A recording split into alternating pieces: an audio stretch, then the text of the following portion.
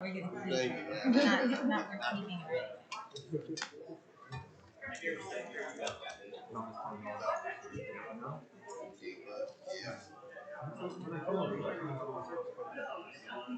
about leaving.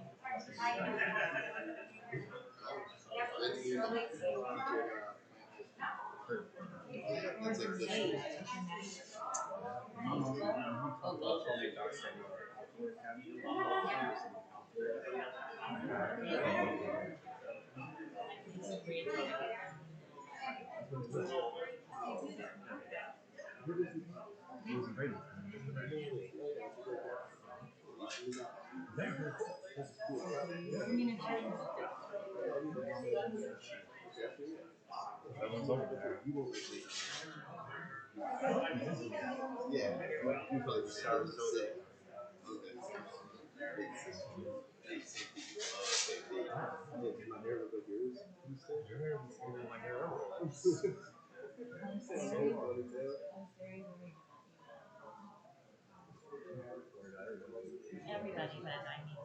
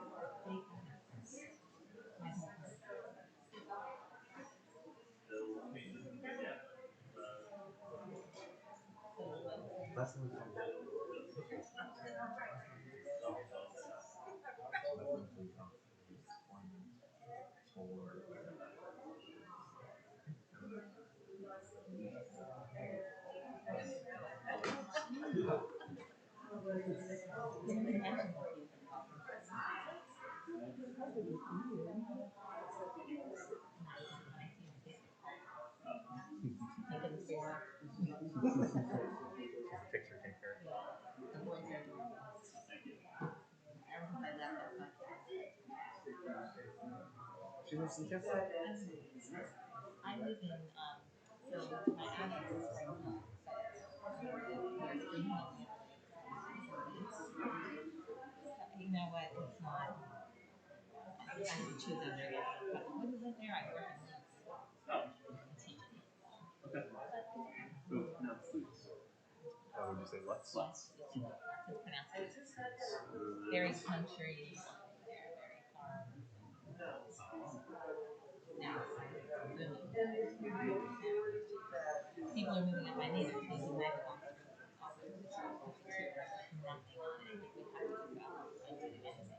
And it was like, Joe didn't want to live there. He doesn't like crap.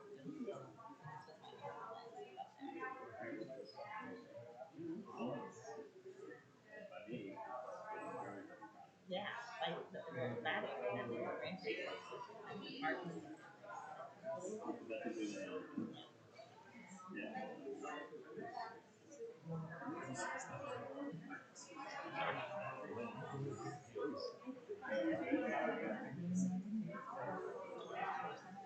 I was remember when we talked about you never moved Texas? Always scared.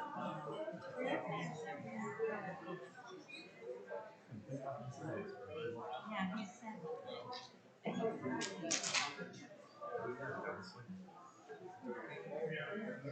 Still working on this way.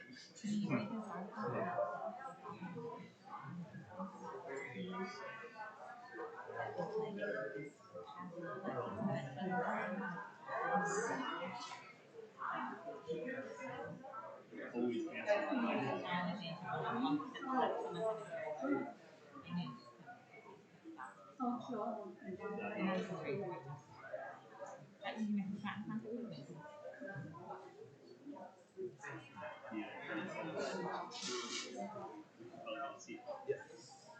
Yeah. Cross mail.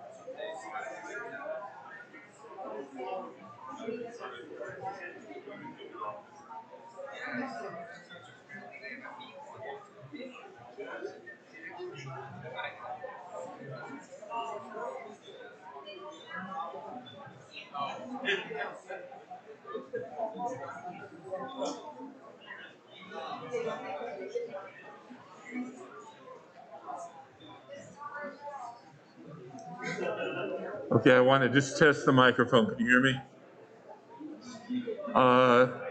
There are some yarmulkes outside. A reminder that you do need to be wearing a mask unless you're up here speaking briefly. Switch your mask. What? Switch your mask. It's too small for you.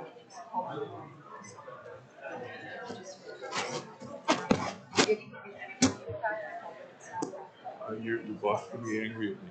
What? I don't care. You can hold it on. How big? What's the size difference? It's, this part stands out. And How does this look? that's fine. And you probably should start. What you should probably do, the campus burn too. But don't, because you're going to take it right to speak. Michael, can you speak without having your notes here? Your hand shakes when you do this. You're better off, you really are Well, better off when you well, I'm gonna. your hand shakes. Well, I'm just gonna leave it sitting here. I'm not gonna. When you, it's up to you. You do much better without this thing. Okay. If you want, maybe put it on a prayer, on a. It's too far away. I can't. You want me to move it for you? Where does it go? You put it on the side. Yep, you put it on the chair or on the floor. Put it on the floor right there. At least in front of you.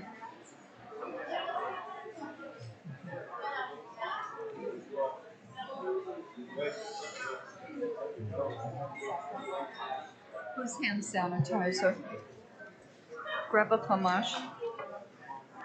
I should get tape. All right. It doesn't hurt. Okay. I want to. What should I do with this? Leave it here. It's not bothering anybody. This? Leave it there. The camera. Grab it.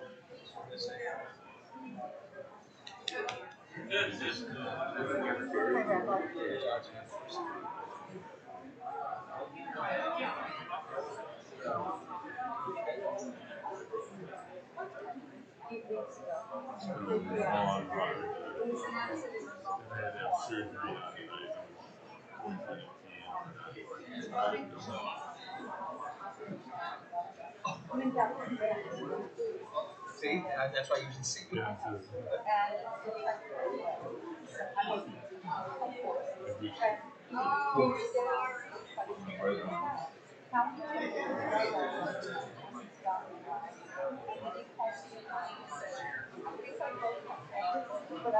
What is this?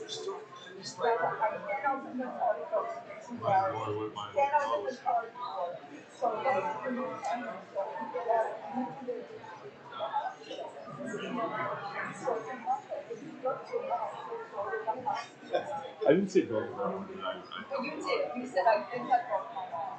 This was absolutely broken. Yeah. I So yeah, had 2 weeks in a house. 2 weeks in a house, and then got that up to 2 weeks. one human properly, so I went for surgery. So now I had surgery then.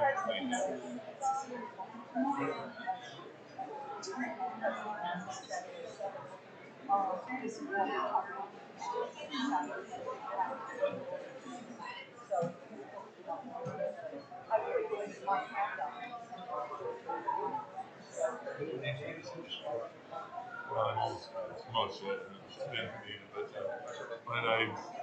I'm getting through the.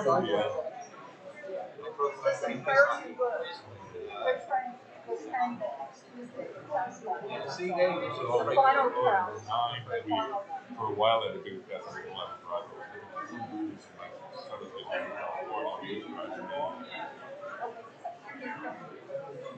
I know you got a lot. Thank you. I am going to do a Shiva Minion. I am doing a Shiva Minion Sunday and Monday at 6. On Sunday and Monday at 6. At Michael and Marilyn's house. Yeah, it's on. We put it up. Oh, okay. Do you see Ken Rubin at all? They've been away. They were in my class Thursday. Last Thursday. I know they're traveling. Yeah.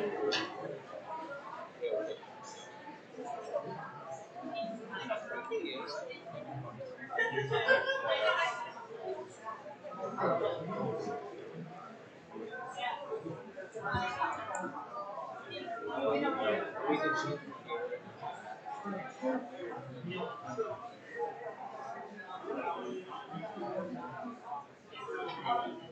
Oh, I know that. So, he always says, I give the cards. Yeah, I know. They're one of the.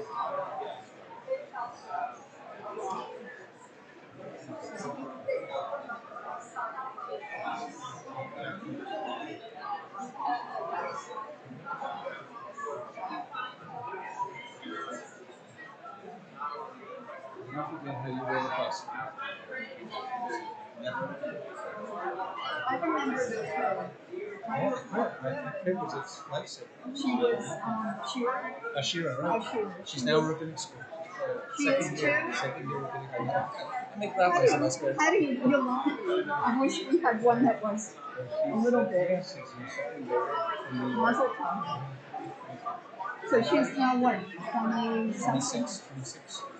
It was that long ago, 25 years? Exactly. 95. 95.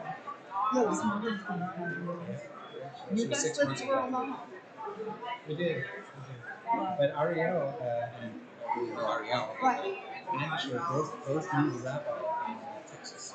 They both were family. Really? Ariel was in Texas He in Dallas. looks very young. 40s, Yeah, he would, so they both knew him. Yeah, Ariel worked with him for she was in Dallas, and so they knew each other from working really? together. And Ashira went to a camp in Texas and worked with them there. So the whole weekend, I didn't know them through my daughters, but I always. Everyone's all right. Everybody's basically okay. Our youngest continues to harass Michael. He's always been a challenge, Ben. You know, some people have kids that grow up quicker, and Elise is okay. Elise, I think, I don't know. He's the same as Ariel, right? She's, yeah, they were together at the day school. Right, I know. And remember, we saw you at Ben's when they were visiting last time. Yes. Since then, they finally went through with their move to his new job in the suburbs of Charlotte. So they're in South Carolina. And I visited them. She had to have a little medical procedure. Michael couldn't fly. He couldn't even go with me because whatever, it was too complicated. And they live in this whitish area. I don't even think they knew. She can't even get a comma. She has to go to Charlotte, which is like a good half hour away. We don't know where we're going to get kosher food when we fly. When we flew into Baltimore, we would go to Rockville. I know. And we would load up on stuff for Shabbos. Judah was sick after she and COVID, and they went to matzo ball soup. What was terrible. But the thing that got me, you'll appreciate the story. I was there December 6th, 7th, and I drove around, and there's a church on every corner, and there was a big sign, Jesus Birthday Party. Saturday, December, you can use this. And these are where they moved. I don't think they moved. They liked the area, they could afford it. So when they moved to Clover, South Carolina, the population of Jews just exploded. I went to Walmart. Honestly, I was a little taken aback. I went to Walmart, and there was a man walking through. Everybody's all dressed up for Christmas, all this stuff, and he's walking through. Jesus loves you. Jesus loves you. It's a nice dress boy. I mean, we lived in Pittsburgh. I'm sorry. No, it's all right. I'm sorry. No. Just to say, left two of my congregants this week. Okay. Rabbi, I'll talk to you. That was good catching up. Tell Michael I hope he feels better. Friends, I am going to ask people to find a seat. There are yarmulkes available. We're going to bring in the family momentarily as soon as people are sitting down. So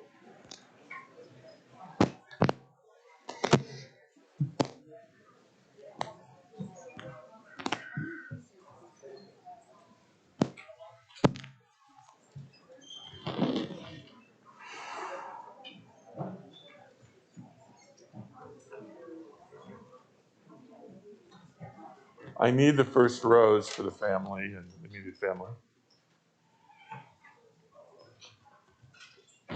Do we have a what?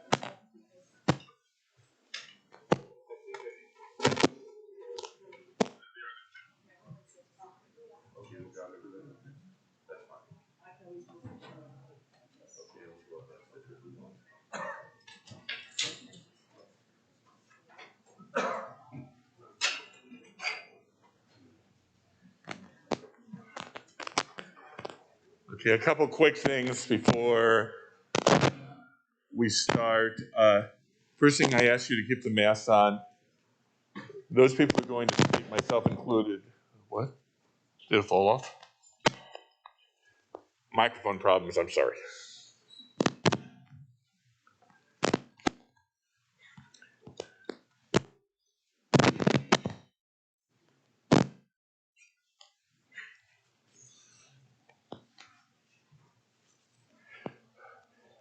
I'm going to ask people to keep a mask on.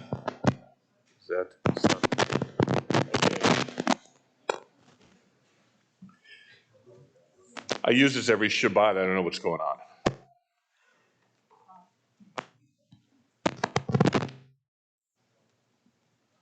Okay. No, this is not good. Can you adjust it?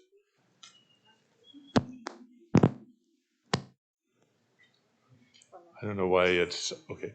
I apologize to everybody. This is not going to work when I take it. Can somebody get Jonathan? Jonathan, can you adjust the microphone settings? Something's going on. Okay. My friends, I'm sorry about that. I was starting to say that there are yarmulkes available. If you have a cell phone, please turn it off. We do ask that you wear a mask covering your mouth and nose. The people who are up here speaking, including myself, when I do begin the service, can take their mask off and then put it right back on. And we're going to begin just momentarily. Thank you all for coming.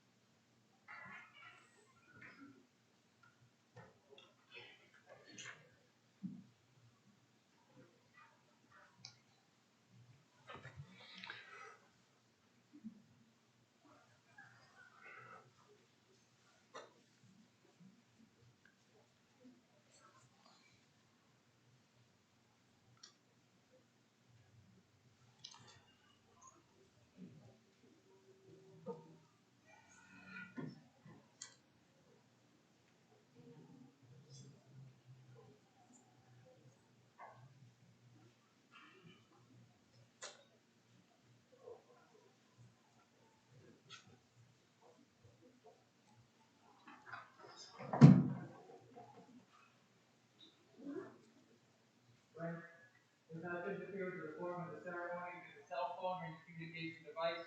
So we can turn to the silent or the distant. And now I'm going to ask everyone to please rise.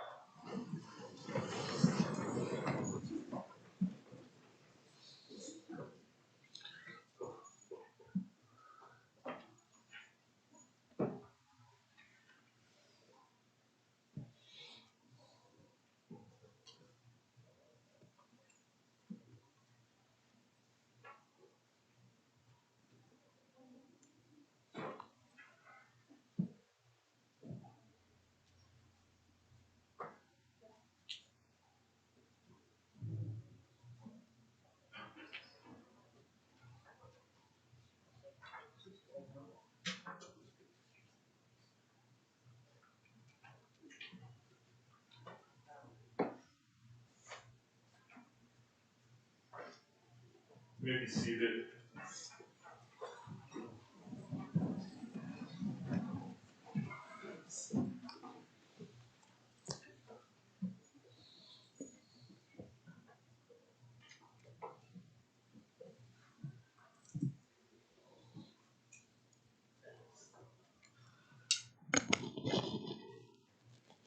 Adonai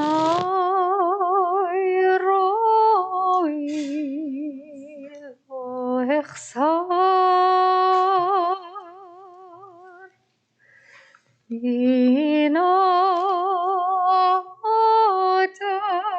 آتش يربطني الماء منوخات الماء منوخات ينالني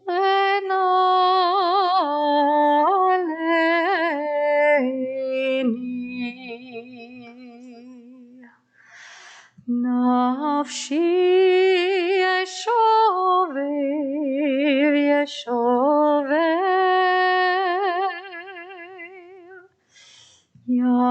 ينخلي بمجلي tzedek ينخلي بمجلي tzedek למען שמו كم كي إله بقيت الموت لا يراك يا تايمادي شفتك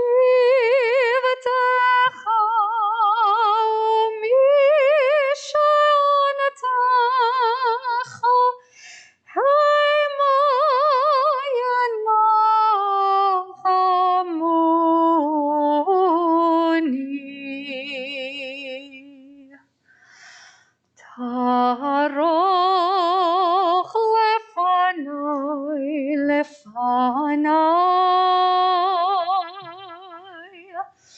שולחן נגד צורריי תישן טוב שמן ראשי כוסי רוויה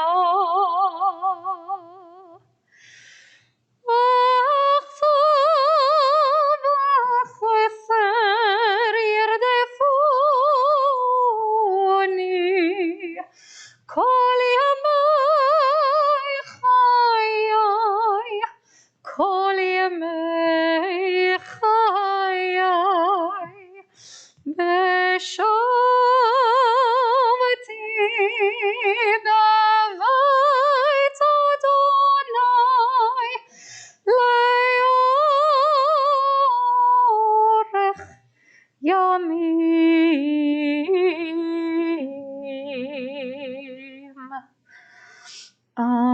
أدوناي روي לא أخسر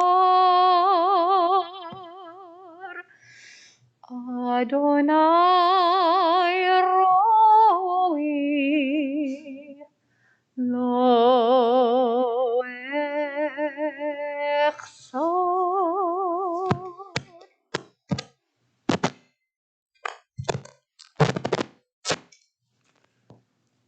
The Lord is my shepherd, I shall not want. I'm sorry, I'm having microphone problems today. The Lord is my shepherd, I shall not want. He has me lie down in green pastures. He leads me beside the still waters. He guides me on paths of righteousness for the sake of his glory. Though I walk in the valley of the shadow of death, I fear no harm, for you are with me, your staff and your rod do comfort me. You set a table instead of my enemies. You anoint my head with oil. My cup overflows. Surely goodness and mercy shall follow me all the days of my life, and I shall abide in the house of the Lord forevermore. I apologize. I use a portable microphone every Shabbos, but it doesn't seem to be working today. Sorry about that. That was the 23rd Psalm And if I could share one more passage from the Bible, one that ought to be familiar to most of us. This is from the book of Ecclesiastes. L'chol zman ve'et l'kol chifetz tachat hashamayim.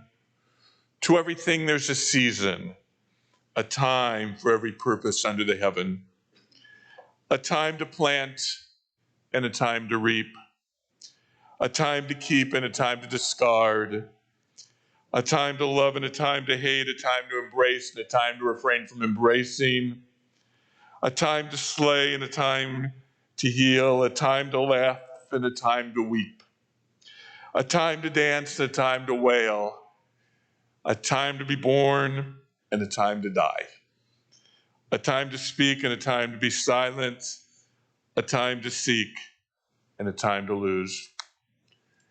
There's a time to be born, there's a time to die, and yet 68 is far too soon, particularly when we're talking about a beloved member of our community, political leader, member of my congregation, husband and brother, father and grandfather and friend. We're gathered to say goodbye to Michael Moskowitz, and we're gathered here to celebrate his life and to mourn his death. And I really want to begin with two personal memories. The first one was shortly after I became the rabbi here, and I've been the rabbi here more than 30 years.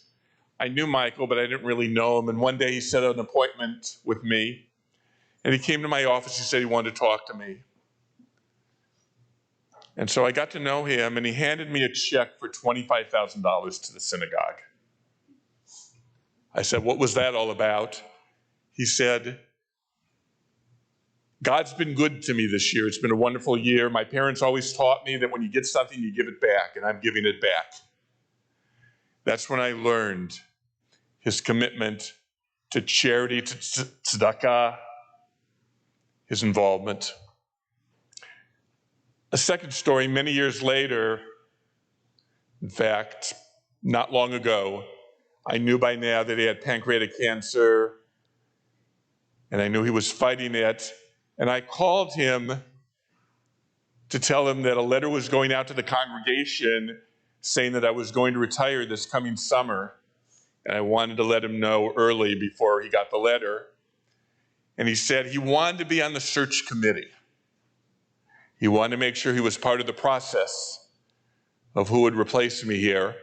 And he is on the search committee, or he was. Unfortunately, like so many pieces of business, that's one unfinished piece of business that he was part of. But Michael was truly a special man. Born in Brooklyn, one of 3 children. He lost his mother at a very young age, although I know his dad remarried, and he talked about having 2 mothers. You know, he had Evelyn, his father Sid, and then he had Helen. And just another memory comes back to me. It was I think the bris of one of his grandchildren, and everybody was there, and the moil was there, and we were ready to begin. And Michael said, "I can't begin yet. My mother's not here. Her caretaker got lost." And we had to wait till she arrived. That was his devotion. He didn't grow up in a real wealthy family. He went to NYU with a union scholarship because his dad was a union member, and then he went to law school, Brooklyn School of Law, and he became an attorney. He went to work for a while in Washington, D.C. with the Department of Health and Human Services, and perhaps that work began his love of politics, because politics was a big part of his life. Then he moved to Florida. You all know he was a lawyer, and I'm not going to stand here and tell you about all the many law cases he won. Several of those were in the newspaper. I am going to tell you that you cannot be as successful a lawyer as Michael Moskowitz was unless your clients love you and care about you and trust you. And he had a passion for the law and for justice and a passion for his clients.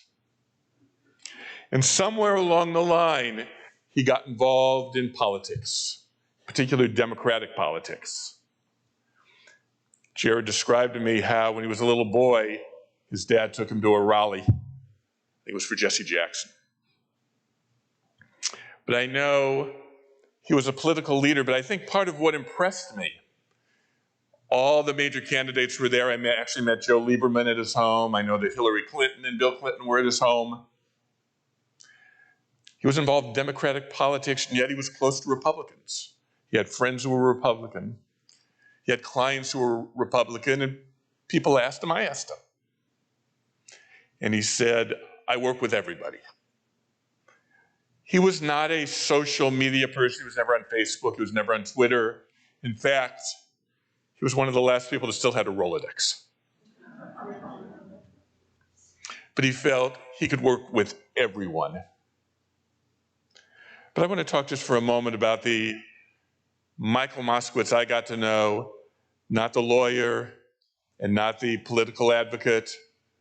Michael Moskowitz as a Jew and as a family man. As a Jew, as I said, he was an active member here, and I had a conversation with him again as he was going for treatment for the cancer just, 5-6 months ago. He was very upset. He said he has to go for treatment. He cannot make it to all the high holiday services. What should he do? Now, I'm a rabbi. You all know the answer I gave him. Your health is more important than high holiday services. But it still took an act of will on his part to do what he had to do for his health. And I guess at that point, we all hoped that he would make it to next year's high holiday services. Obviously, he did not. But he gave not only to our synagogue, but to every Jewish cause. I know he and Marilyn were honored very recently by the Jewish Community Center. I know people are here from the Federation, and being a Jew was exceedingly important. But where I really got to know him is as a family man, going all the way back to his children being in a religious school, bar mitzvahs. I was privileged to do 3 weddings in the family. One of them was Michael and Marilyn, and then 2 of the children. I was privileged to be at brisses and baby namings, and Jared, I apologize now, I missed a bris. Your oldest son's bris was the same day as my daughter's wedding, and I debated. I did go to my daughter's wedding. But family was so important that I think you all saw the news that when Jared was sworn in just a week ago as a Broward County Commissioner, it was moved up and moved to Parkland so that Michael could come and see his son sworn in person. And what a moving moment that was. Our hearts go out to his family. First of all, Marilyn, you were blessed. I hope you realize that. To Jared and Leah, to Brett and Sarah, to Jessica and Jordan, and to see those grandchildren, which he bragged about. Sam and Max and Parker, Maya. To his brother Joel and your wife Nira, to his sister Roberta, and of course to Marilyn, the siblings, to Gail, to Ted and Diane, to Jeff and Melissa. I pray you all find comfort. Special man. The Talmud says that when we're called to the next world, we're going to be asked a series of questions. One of those questions is, were you honest in your business affairs?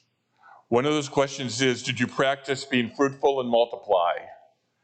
One of those questions is, did you work towards the redemption of the world? Michael was honest in his business affairs. Michael was fruitful and multiplied. Michael dedicated his life to the redemption of the world. He's been called to another place now, but this world is a better place because he lived in it. We can only say, Tehi nishmato tzura b'tzura chaim, may his soul be bound up in the bond of life. May he forever rest in peace. Let us say, Amen. The people who come up to speak, you could remove your mask to speak, come up in front, around on this side. And before I call up family members, I'm very pleased to call up a colleague and a friend also of Michael Moskowitz, Rabbi Shui Biston.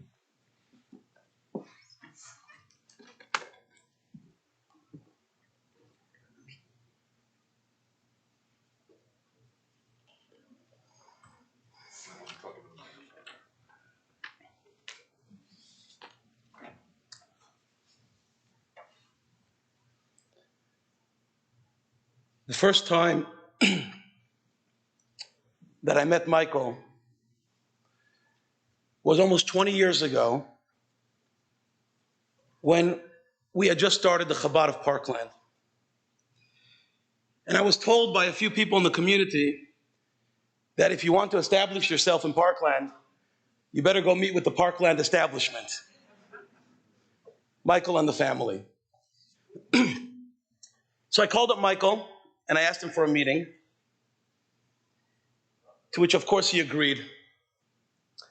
And that very first meeting was the beginning of a deeply spiritual, yet grounded, honest, and truly meaningful relationship with my dear friend, and who I consider, as so many here do as well, a mentor, my dear friend Michael. In our first meeting, I remember he had to get it off his chest right away. He says, you know, Shui, when it comes to observance of Judaism, I'm a conservative Jew, and you're a Chabad rabbi, and therefore we have our differences. And immediately, it brought to mind a story which I shared with him that I had heard recently at a Chabad convention from Professor Alan Dershowitz. Professor Dershowitz is speaking to a group of rabbis, and he says, you know, my perspective on Jewish life and Jewish community changed one Friday night when I was walking in Harvard. I see a sign that says Shabbat 300, and I open the door to an auditorium where there's 300 or so young Jewish students singing, chatting, debating, eating. It was Shabbat, but they were all together. And as I'm standing in the corner, I'm thinking to myself, there is so much that differs. Each one of these individuals, so much of them are so different, and yet look at them celebrating their Judaism together. And he said, it was at that moment that I realized my entire life, I was focused on the 10% that divides all of us, and not the 90% that unites us.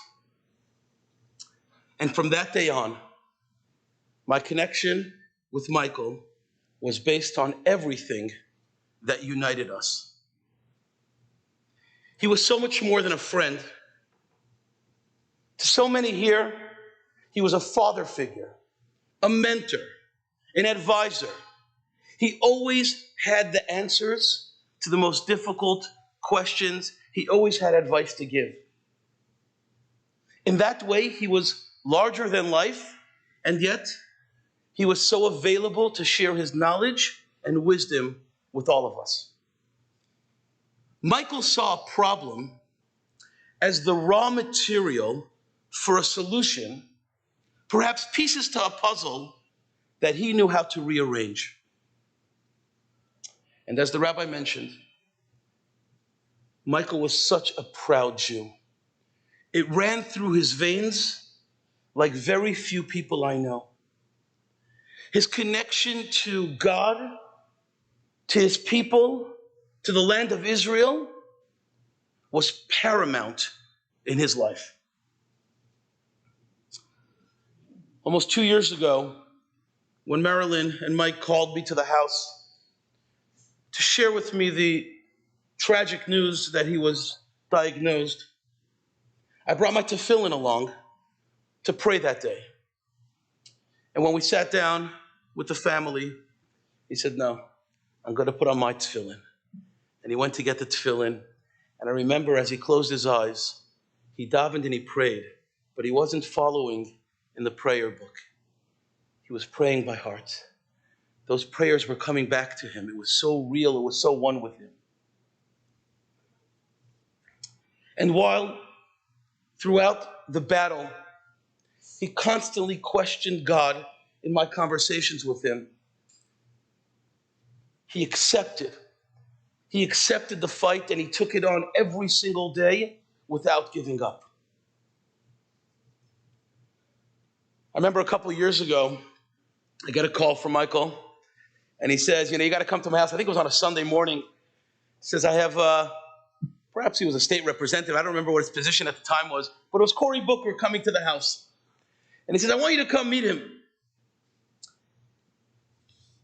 Now, I had known that Cory was the president of the Chabad Chai Society back in Oxford, and he had a deep knowledge of the Bible and Judaism.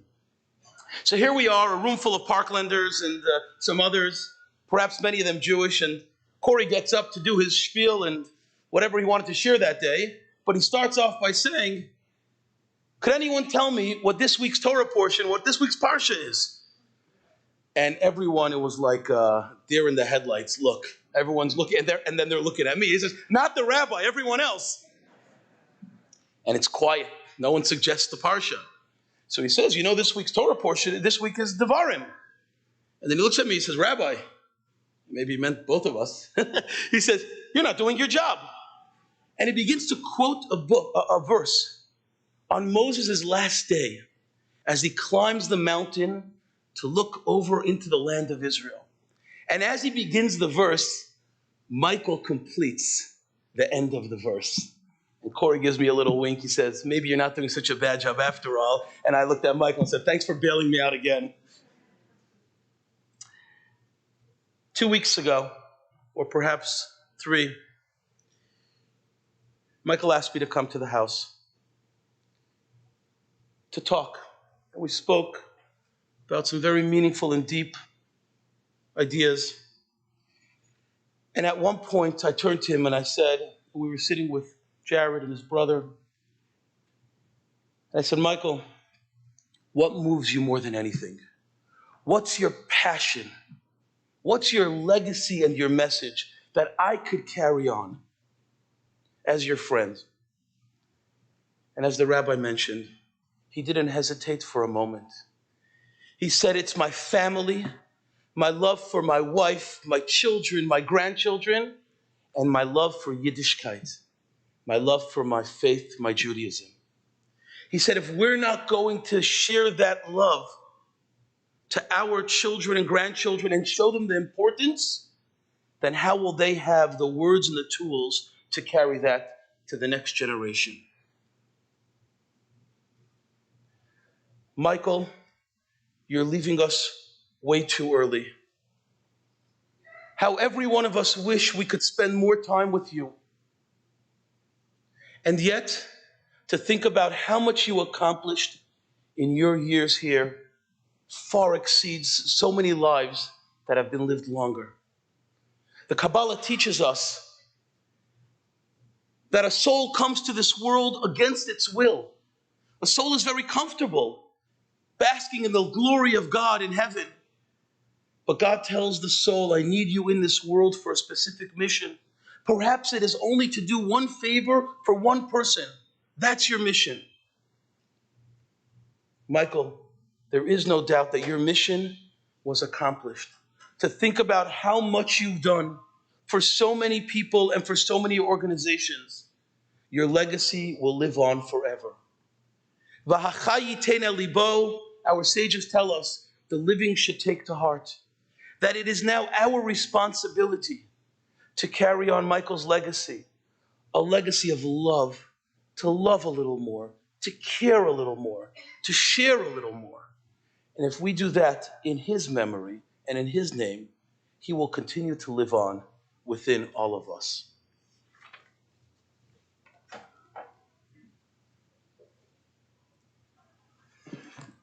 There are a number of family members that are going to come up. Rather than introducing each person one by one, I'm going to tell you who's going to be coming, and then they're welcome to come and share their own thoughts and their own memories.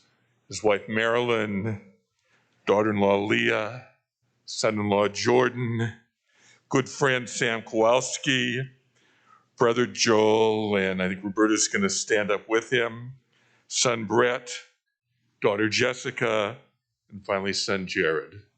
Feel free to come on up.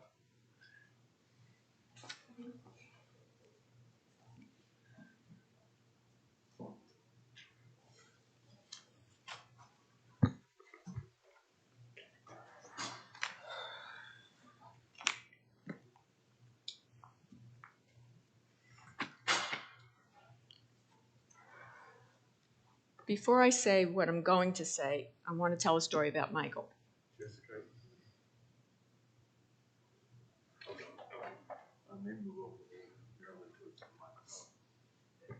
Okay. 2 months ago, he asked me if I had written his eulogy. I thought he was insane. I asked why. He told me it was because he wanted to review it and get back to me with his notations. I told him that I had not decided whether I was going to speak. He was horrified. After all, how could I miss an opportunity to speak about him? I really want to thank you all for coming here today. Michael was one of the 2 smartest men I've ever known. And when I told him he was in the top 2, he needed to know what spot he held. Was it 1 or was it 2? This led to discussions and rebuttals as to who really was the smartest. I would get so bored that I eventually would give up and say, "Yes, honey, you're the best fighter pilot." It was an inside movie reference joke, and if you knew Michael, he loved movies. Many of you have witnessed, on way too many occasions, his Godfather speech at family events, or his ability to quote all the lines from not only My Cousin Vinny, but that blockbuster award-winning film, Enemy Mine. Yet his favorite movies ran along much different lines. Every Saturday, he would sit in our home office and watch every single movie that the Hallmark or Lifetime channel had running. And at certain times, you could actually hear him sobbing. He loved Taylor Swift and Justin Bieber, and was always the first person up and dancing at concerts, much to my total humiliation. While Michael told me every day while we were together exactly how brilliant he was, he told me one of the reasons he married me was because he knew I might be a tiny bit smarter. He never disclosed that to anyone, but one night I secretly recorded him on my phone, and I would be happy to play it for anyone for the right price. He always said to me that we all had certain strengths, and he recognized mine early on. I never won an argument with him, ever. I simply gave up, walked away, and did whatever I wanted to do. He taught me the real value of changing the narrative to work for me.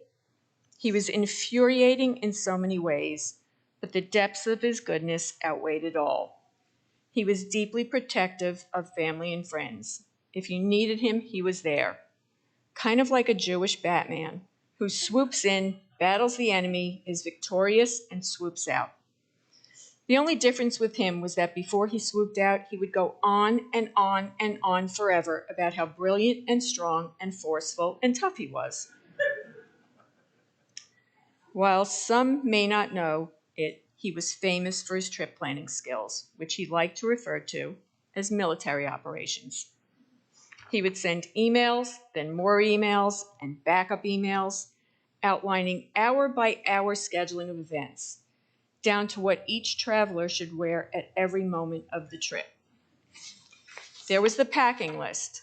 Then there was the checklist, which resulted in me having to go shopping for each family member since none of us remotely owned anything on his list. Whatever the destination was, there were lists down to how many pairs of underwear each of us should pack. His impeccable sense of style led to many arguments from the travelers, since no one slept in a suit and tie, least of all me. Michael loved politics. It was in his soul. Some of his best times were working to elect the people he felt would best serve our country. One of the happiest afternoons he had was when then Vice President Biden was coming to our home. For Michael, this was nirvana. For me, it was just another day at the Moskowitz house. Michael loved to call from his office on a Tuesday and say, listen, on Friday, we're having 150 people at the house. Sit-down dinner, cocktails, hors d'oeuvres. You can handle it, right? For Biden, it involved a week's worth of Secret Service agents taking over my home and my life. Michael, who never, ever, ever left the office early, was somehow home every day early. The day the dogs came was a day I won't forget. They do something that is basically a free roam sniffing of every inch of your home. Yes, they found the chocolate I keep in my underwear drawer. But the comment that made everyone shake their heads was when the dogs approached our entertainment center. Michael and I must have 200 albums. Yep, original vinyl. His taste is Simon and Garfunkel, Billy Joel, and the Grateful Dead. Mine is none of those. When the dogs started sniffing around, Michael turned to the agent and said, I hope they don't smell the pot that may still be in the albums. He made it clear to the agent that the scent was coming from only his collection, so he could spare me jail time. A true gentleman always. The bad part for Michael, and he would complain about it all the time, was that the agents just refused to deal with him. They would only conference and plan and strategize with me. He couldn't understand it. I never told him it was because I was feeding them 3 times a day. On the afternoon of the visit, a large Marine showed up with, yes, a huge leather briefcase, which I was told was actually the nuclear football. After all, the vice president travels with all the security and communication equipment that the president travels with. He was stationed in my garage at attention holding this case. Michael hovered near the garage for an hour. When I finally asked the agent if Michael could see the case, the agent let him look inside. Michael was like a 4-year-old, jumping up and down, and then the agent took a penny shaped like a football out of his pocket that was stamped with United States Secret Service and handed it to Michael. You would have thought he had argued and won a case in front of the United States Supreme Court. He walked away with the biggest smile on his face. The agent turned to me and whispered that it was a coin they gave out to all small children.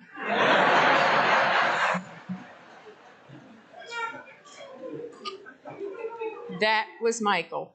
Brilliant, smart, controlling, and childlike. I could go on for hours about how he loved his grandchildren, Sam, Max, Parker, and Maya. He turned into a complete mushball around them. He loved holidays just as much as Sunday afternoons at the house. I always had gifts for all the kids anytime they were at the house, and he would turn to me after the grandkids would leave, and he would say, I don't care how much money you spend on the grandchildren, but you really need to knock it off with your personal spending. Michael was fearless and smart and funny and loyal and ethical and philanthropic and kind and caring. You wanted Michael on your side in a crisis. He just got things done. For all the times we would attend charitable or business or political events, right before we would walk into the room, he would lean over, pull me a little closer, and whisper in my ear, no, not honey, you look great. Listen, if I don't remember someone's name, do your thing. If I start talking with someone and I don't introduce you, do your thing. If I walk across the room, you work the other side of the room. Just do your thing. Nobody does it better than you, so just do your thing. Can you do that? And I would look at him lovingly and basically say something in his ear that I cannot repeat. There will be a huge hole, not only in my heart and our kids' and grandchildren's hearts, but in the hearts of everyone who knew him. But also a huge hole in the world, because I believe he was one of a kind. I think if you were really lucky, you got to know who he really was, and that man is someone who cannot ever be replaced. I adored him. He constantly made me mad. He made me furious.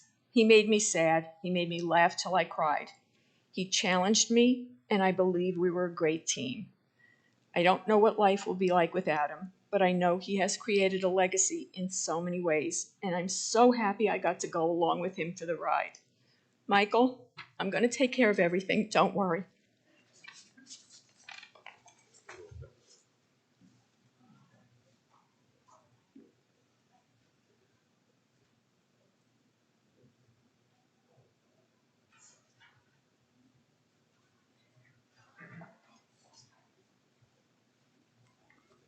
I'll try to get through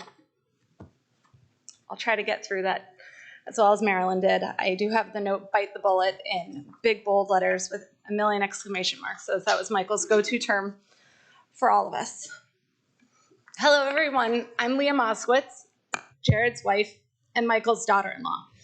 To explain mine and Michael's relationship, I thought it was important to first provide you with a timeline of how it evolved. In 2002, I met Jared and he took me on my first ever date. In 2004, I finally agreed to be his girlfriend. In 2007, Jared finally introduced me to Michael. No, you didn't hear that incorrectly. It took him 5 years of knowing me and 3 years of dating to admit to his father he had a girlfriend. During these years, he would try to explain that he was doing it to protect me. To quote the critically acclaimed motion picture of our generation, Clueless, Jared would say, "Daddy is a litigator. That's the scariest kind." This was a first for me, as I've always been good with parents. But then I learned I was dating Michael's golden child, his firstborn, his protege.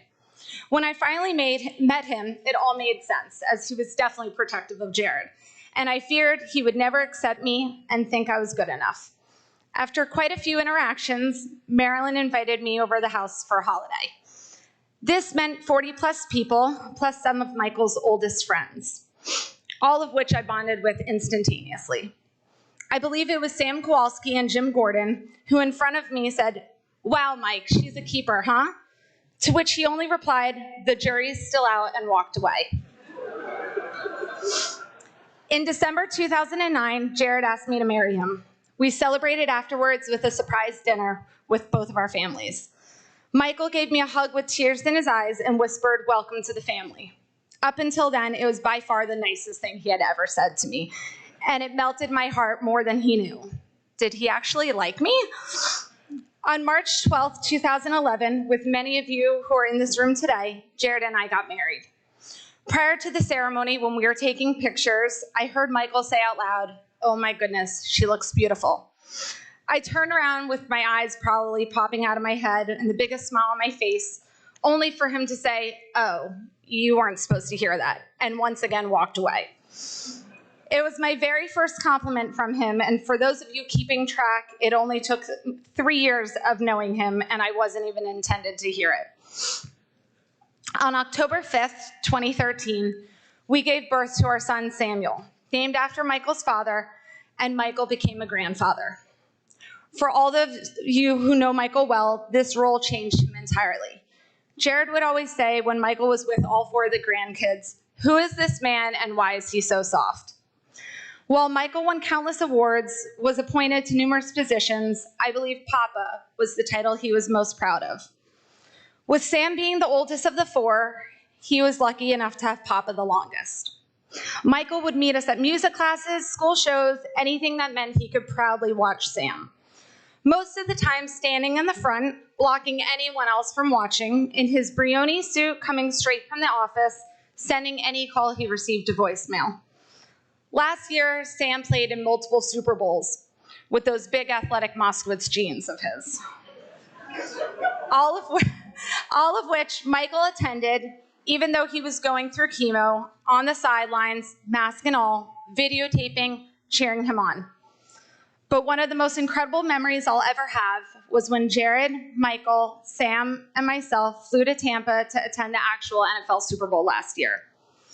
Michael was hesitant to go because of the cancer, chemo, and global pandemic, but ultimately none of that stopped him. Jared, of course, handled all of the logistics, making Michael's health and safety his top priority, and we surprised Sam that morning. I've never cried so much at a football game as I watched the 2 of them, and if you ask Sam, he'll tell you it was the best day of his life. Now, going back to the timeline, it was July 28th, 2020, that our lives were forever changed when we learned of the diagnosis. It felt like we had all been hit by a truck, as the worst-case scenario was now our reality. But it was Michael. If anyone could put up a fight against pancreatic cancer, it was him. And he did just that. I had the honor, and I do mean that when I say honor, of picking Michael up from treatments in Miami to drive him back home. It was something I was never willing to miss out on. The boys knew Mom was busy on Tuesdays. My friends knew not to ask me to do anything those afternoons. And Jared knew never to attempt to pick him up instead of me once he moved back from Tallahassee. We used those car rides to talk about life and relationships. We would laugh and we would cry, depending on the subject. On good days, he would, of course, be billing clients while I drove and he on conference calls. And on not so good days, he would take a snooze. Never did he stop thanking me, and never did I stop telling him to stop thanking me. We would always say that we hated the reason why we had them, but we cherished our Tuesday dates. I always say that Jared is a complete clone of Michael, sometimes referring to him as Junior, which means I have Michael to thank for every great quality Jared obtains. I'm not gonna lie. I could have done without the impatience and stubbornness, pacing while on the phone and yelling, of course, but I'll gladly take it if it all means being with someone who is determined, hardworking, and with a drive that can't be tamed and will absolutely do anything for a friend or family member. Besides marrying my best friend back in 2011, I knew I was gaining an incredible family and the last name Moskowitz, something I truly felt privileged to have. Usually when someone learned that I was a Moskowitz, I was immediately asked if I was Michael's daughter-in-law, to which I proudly said yes, and would then hear what an incredible guy he was and how he had just helped them out with a business or legal issue they were facing that nobody else was able to fix.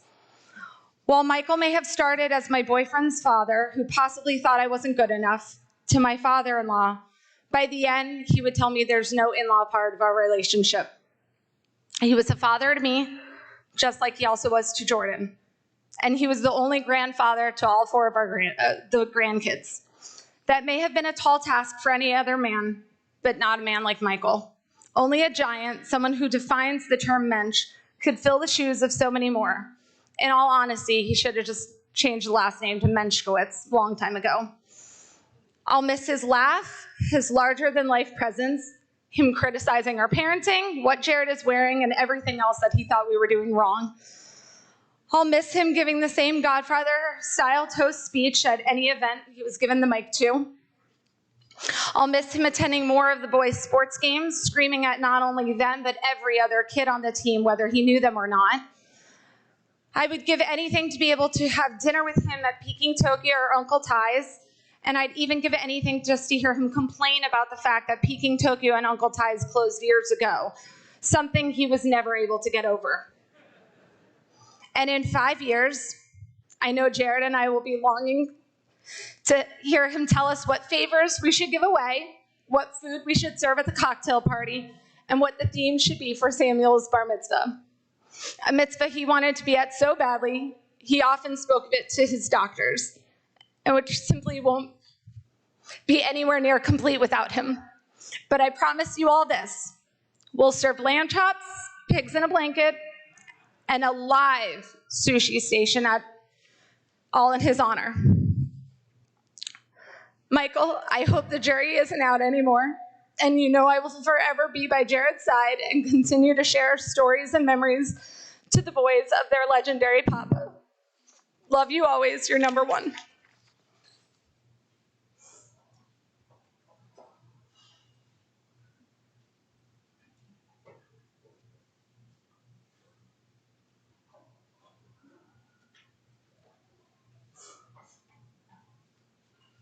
All right.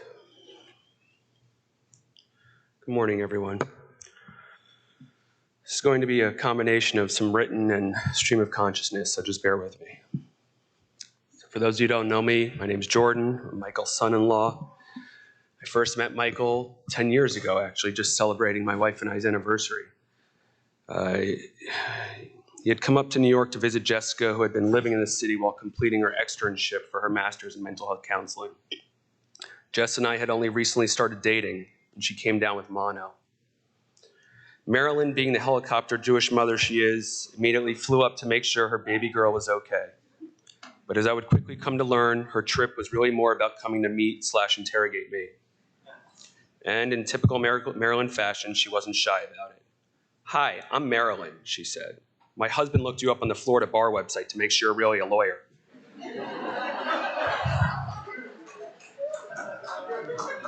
He has a lot of questions and is looking forward to meeting you. Great, I said. Nice to meet you too. Should have acknowledged the red flags and run right then and there. Marilyn went on to say, my husband's a brilliant lawyer. I think you'll really like him. He's just a little intense. I eventually did meet Michael, and I'll never forget it. There he stood, 6'5", long, flowing, golden locks, with a body sculpted like a Greek. I'm having a hard time reading his red lines, I'm sorry. Sure enough, Marilyn was right about one thing. He was a brilliant man, but it turns out she kind of under-delivered on him being a little intense. Indeed, Michael was many things to many people. He was a father, a brother, a son, a lawyer, a philanthropist, a lobbyist, a community leader. But most importantly, he was a fiercely loyal person. He was always there for his family, his friends, and his clients. He would do anything for the people he cared about. You know, Jess and I have always said that we were meant to meet one another, that we are b'sheret. And I truly do believe it, not just because of the happiness she brings to my life or the amazing family we built together, but because meeting her brought Michael into my life. As it turned out, I needed him in my life just as much as I needed her. See, losing a father is unfortunately all too familiar to me. Having lost my own at the age of 25. I was just starting what felt like my real life, and I didn't have one of my biggest supporters by my side any longer to help me along my journey. But along came Michael, who changed everything for me. Michael filled that void in such a way that I never thought possible. He accepted me into his family, treated me like his own son, and picked up right where my father left off, teaching me valuable life lessons about being a man,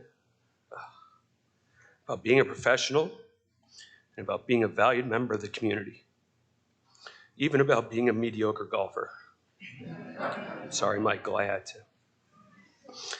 And it all has meant more to me than I can ever put into words. But if there's one thing I've learned about life in my 37 years on this planet, it's how life isn't fair. It isn't fair that someone who has made a living out of helping others, who has always honored and upheld the values, principles, and traditions of the Jewish faith, and has always put his family first, was forced to battle such a horrible, unfair disease. But simply put, he's a large part of why I am the man I am today. And while it pains me to even say this, I'd be remiss if I didn't take the opportunity to thank him for taking me under his wing at a time in my life when I needed it the most.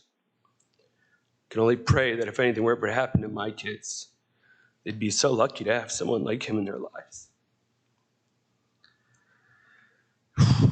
Excuse me. You know, there's different chapters of Michael who I understand. It's the father-in-law, it's a lawyer, philanthropist, and a friend. I'll start off with him as a father-in-law. Michael really did treat me like his son, the same way he treated Leah like a daughter. And that was because Michael's family was everything to him. He loved his law practice, he was passionate about it, but he didn't do it for materialistic reasons. He did it to support his family and to be able to give them the best of everything. And that's a lesson that I think many of us can learn from. He truly gave without ever asking for anything in return. I told him he was Tikkun Olam personified. Even driving here this morning, pulling in, parking in the Moskowitz parking lot, walking in front of the Moskowitz vestibule that I'm sure he would love all of you to check out after this, and walking down the aisle of a temple that I've only shared high holiday occasions with Michael and the family because growing up, my family was not very Jewish. I was bar mitzvah.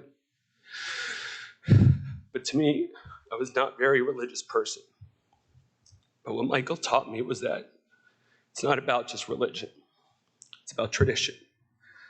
It's about creating memories.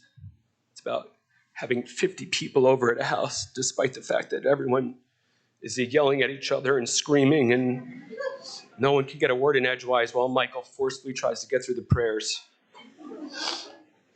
And he did it because he knew that that was the time to bring family together, because that's what mattered to him. He was my friend. Michael and I, we shared a passion of golf. We went as often as we could. It was something he truly enjoyed, and there was nothing I loved more than getting out there, not just to play, because truth be told, we were both terrible, but just to spend time with him, just to learn from him, just to hear stories. He had so much knowledge, so much wisdom to share. And for a guy who really wasn't materialistic, it's incredible the small fortune he spent on becoming a better golfer. From the lessons to the technology, the guy really must have spent close to $100,000 on custom golf balls with MWM initials on it.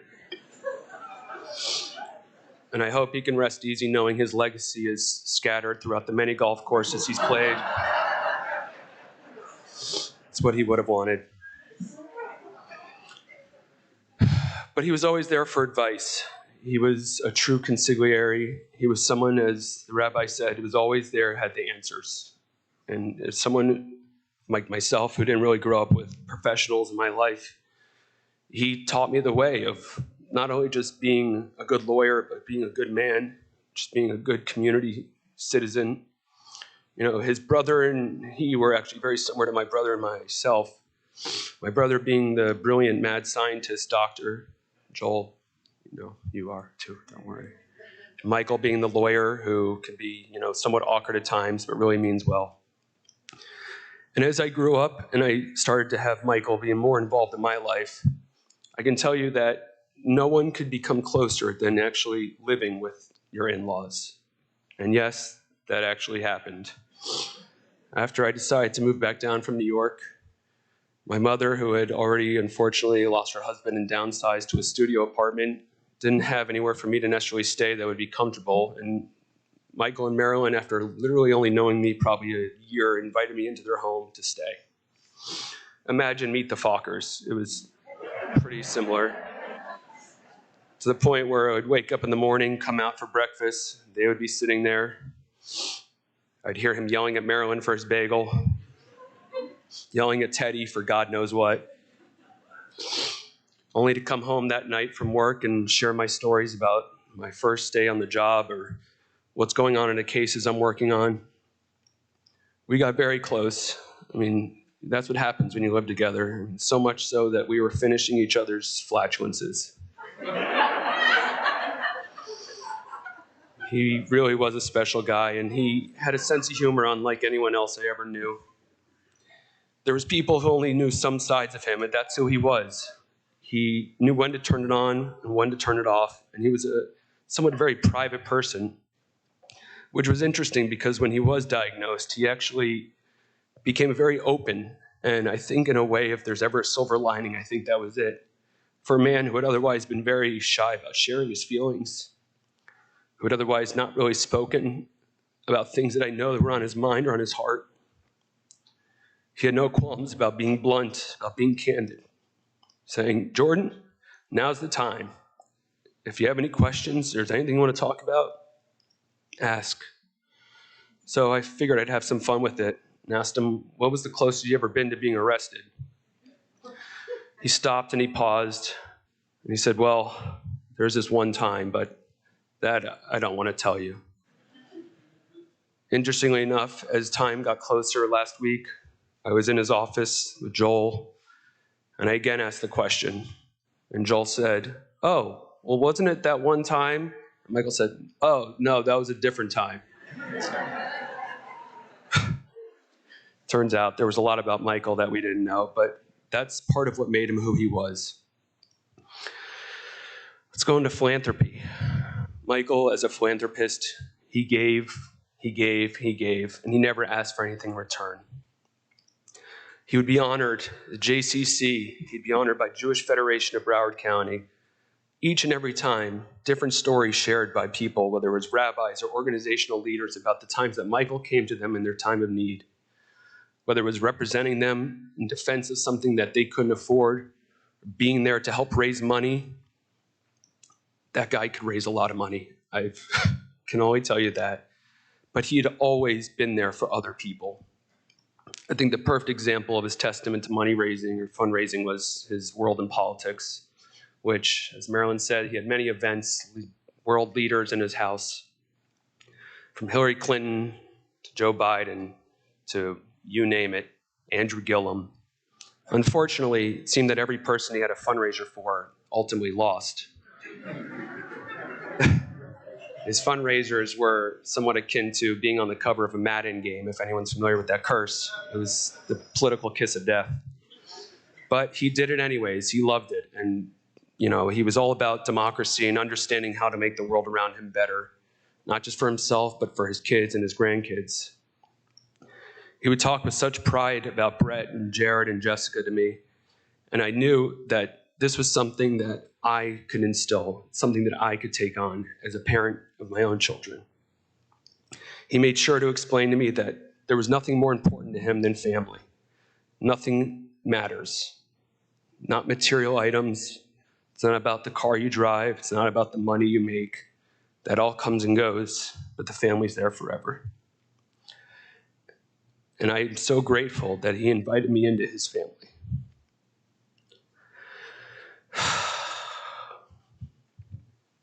Michael, I don't know what to say other than just, I love you. I'm so grateful for you. And I hope you're resting easy. With one last thing, I'll leave you with a poem that he sent the entire family back in 2016. I think this pretty much encapsulates him pretty well. It's called The Hurricane. I believe this was actually around the time of a hurricane in Florida. A gripping fear, a storm approaching, the wind, the surge, the rain, the destruction to come, preparation, the key, survival, the goal. The howling wind approaches as fear descends on us, cowering, shivering, wondering, and fearing what will become of us all. Forecast aside, it shifts to the east. Only a glancing blow is delivered, and fear leads to joy, to wonder and excitement, but all quickly turns to the billable hours lost. The fees not to be received, as the time was lost, but the voice in our head reminds us of time spent with a safe family, and alas, all is well again. We love you, Michael.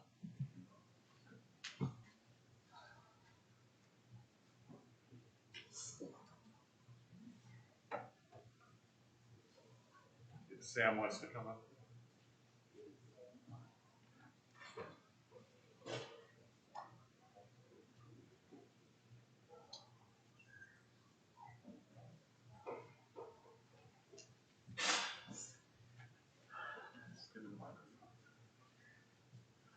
Old school. Before I start, I'm reminded of something at my father's funeral. My father had the honor of having two rabbis speak for him. I said that if one rabbi speaks for you, you're a righteous person. Today, Michael's had two rabbis speak for him, and he's truly righteous. One other thing, driving here, we were blessed because we got here in about an hour, so it's kind of a miracle to come from West Palm Beach in an hour. And when we got on the road, there was a song by Elton John that I'd never heard of. And it was Funeral for a Friend.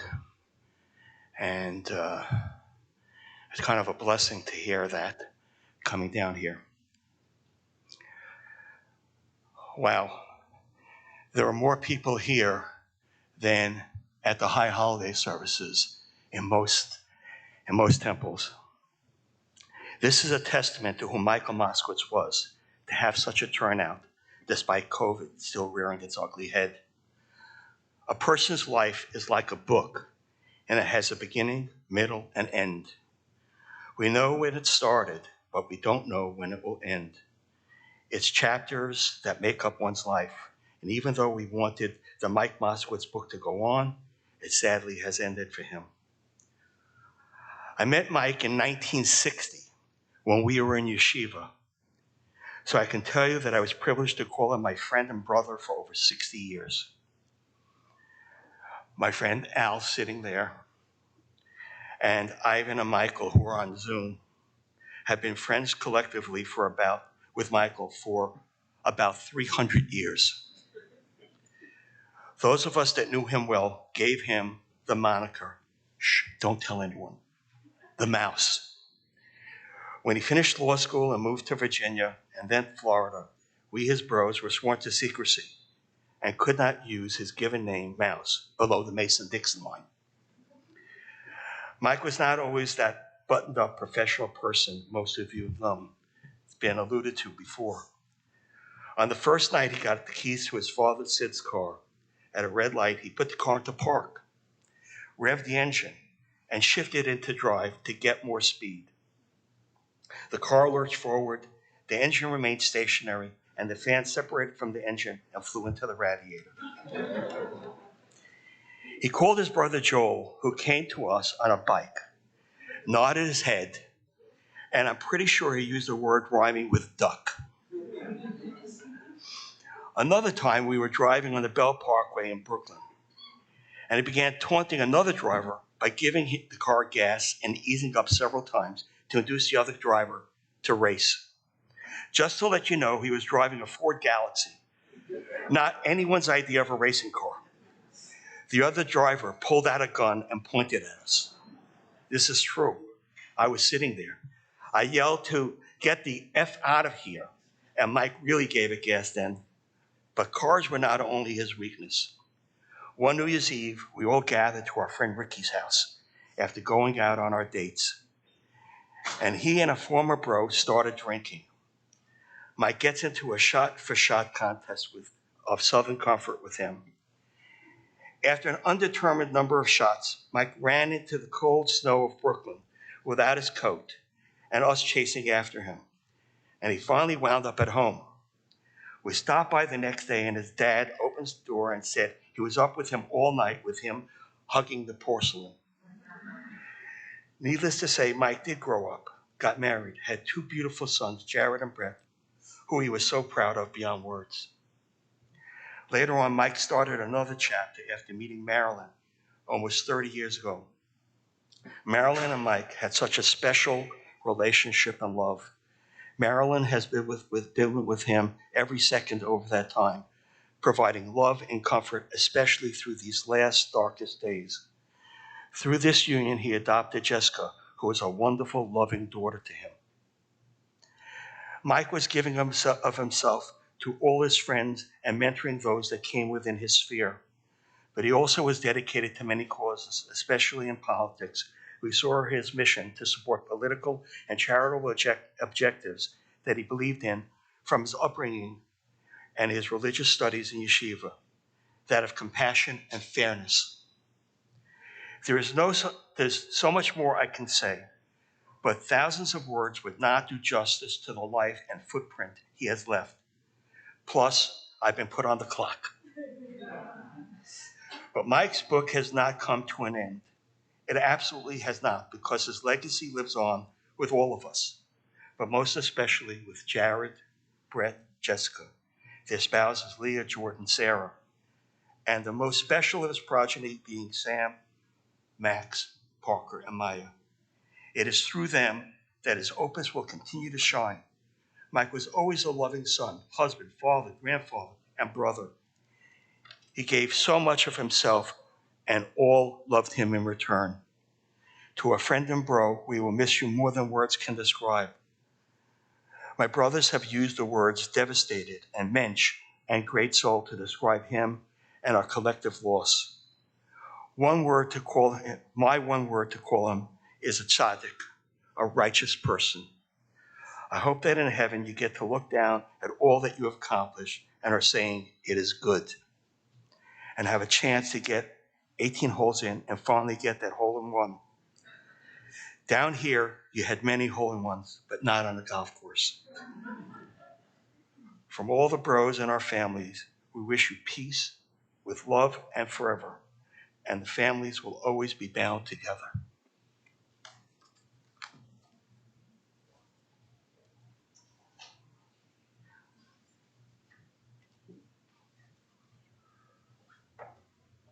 Joel.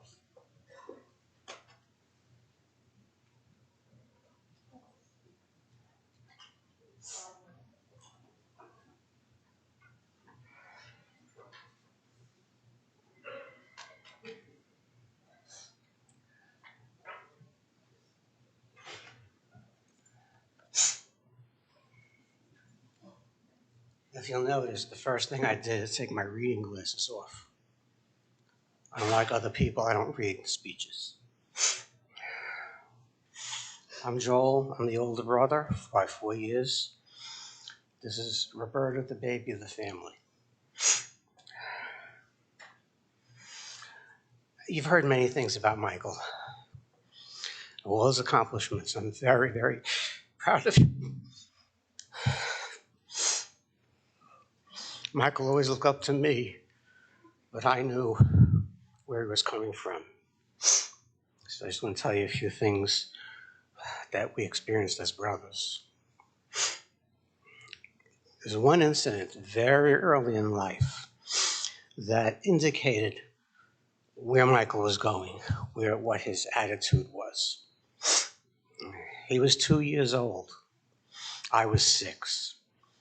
We were playing outside, and a group of other kids were hassling me. Michael walks over to them and says, "You bother my brother, I mack you." That was his attitude throughout life. He was Michael the protector. As you've heard from others, his family came first, and that was part of that attitude. Another thing happened when he was probably about 13 and I was 17. I was not an athlete. Michael was the athlete in the family. And our parents had bought a watermelon. One of these, watermelons about that big.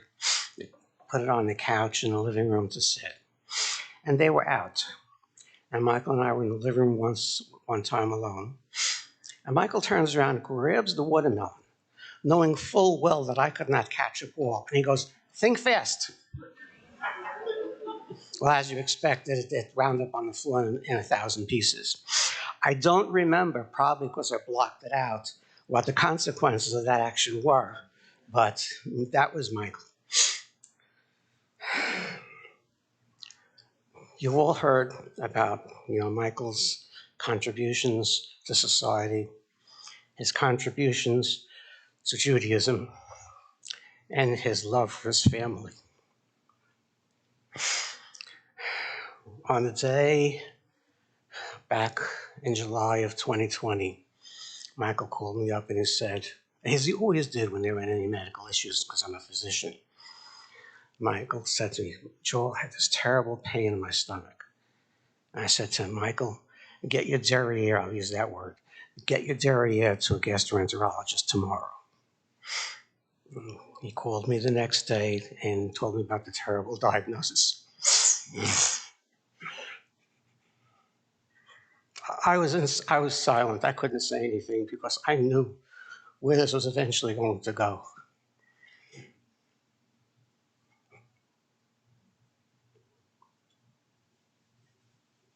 Skip your moment, please. I had my cry later on, and I prayed to God to give him as much time as possible. We all know that time is way too short.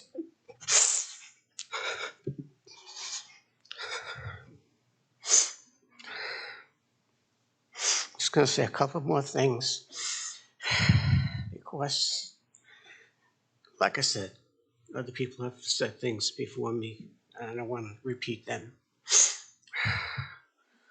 Michael's devotion to his grandchildren was such. My first grandchild is a little over a year older than Sam. So when Lily was born, Michael called me up because I live in New York. And he says, "How do you feel?" And I told him, "It's impossible to explain. You'll know when it's your turn." And sure enough, when Sam was born, he called me up and he says, "I understand."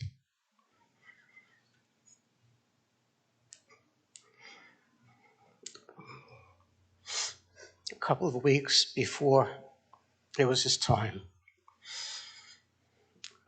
amongst a few private conversations that I had with him during the last few weeks, he asked me about, I'm not going to repeat exactly what he wanted. The gist of it was that he wanted me to look after his grandchildren. Knowing where he was going, that was the first thing on his mind. Last week, the last time I saw him, again, a private conversation, we had one last conversation that was medical. And he said to me, "Is this the beginning of the end?" And it took me aback. And after a few moments to steel myself, I said to Michael, "I really have to be honest with you. You're my brother." The answer is yes. Now, in Judaism, we believe in something in Hebrew it's called tikkun olam. Loosely translated, it's heal the world. I used to say in a different way that when you leave the world, you leave it in a better place because you were in it.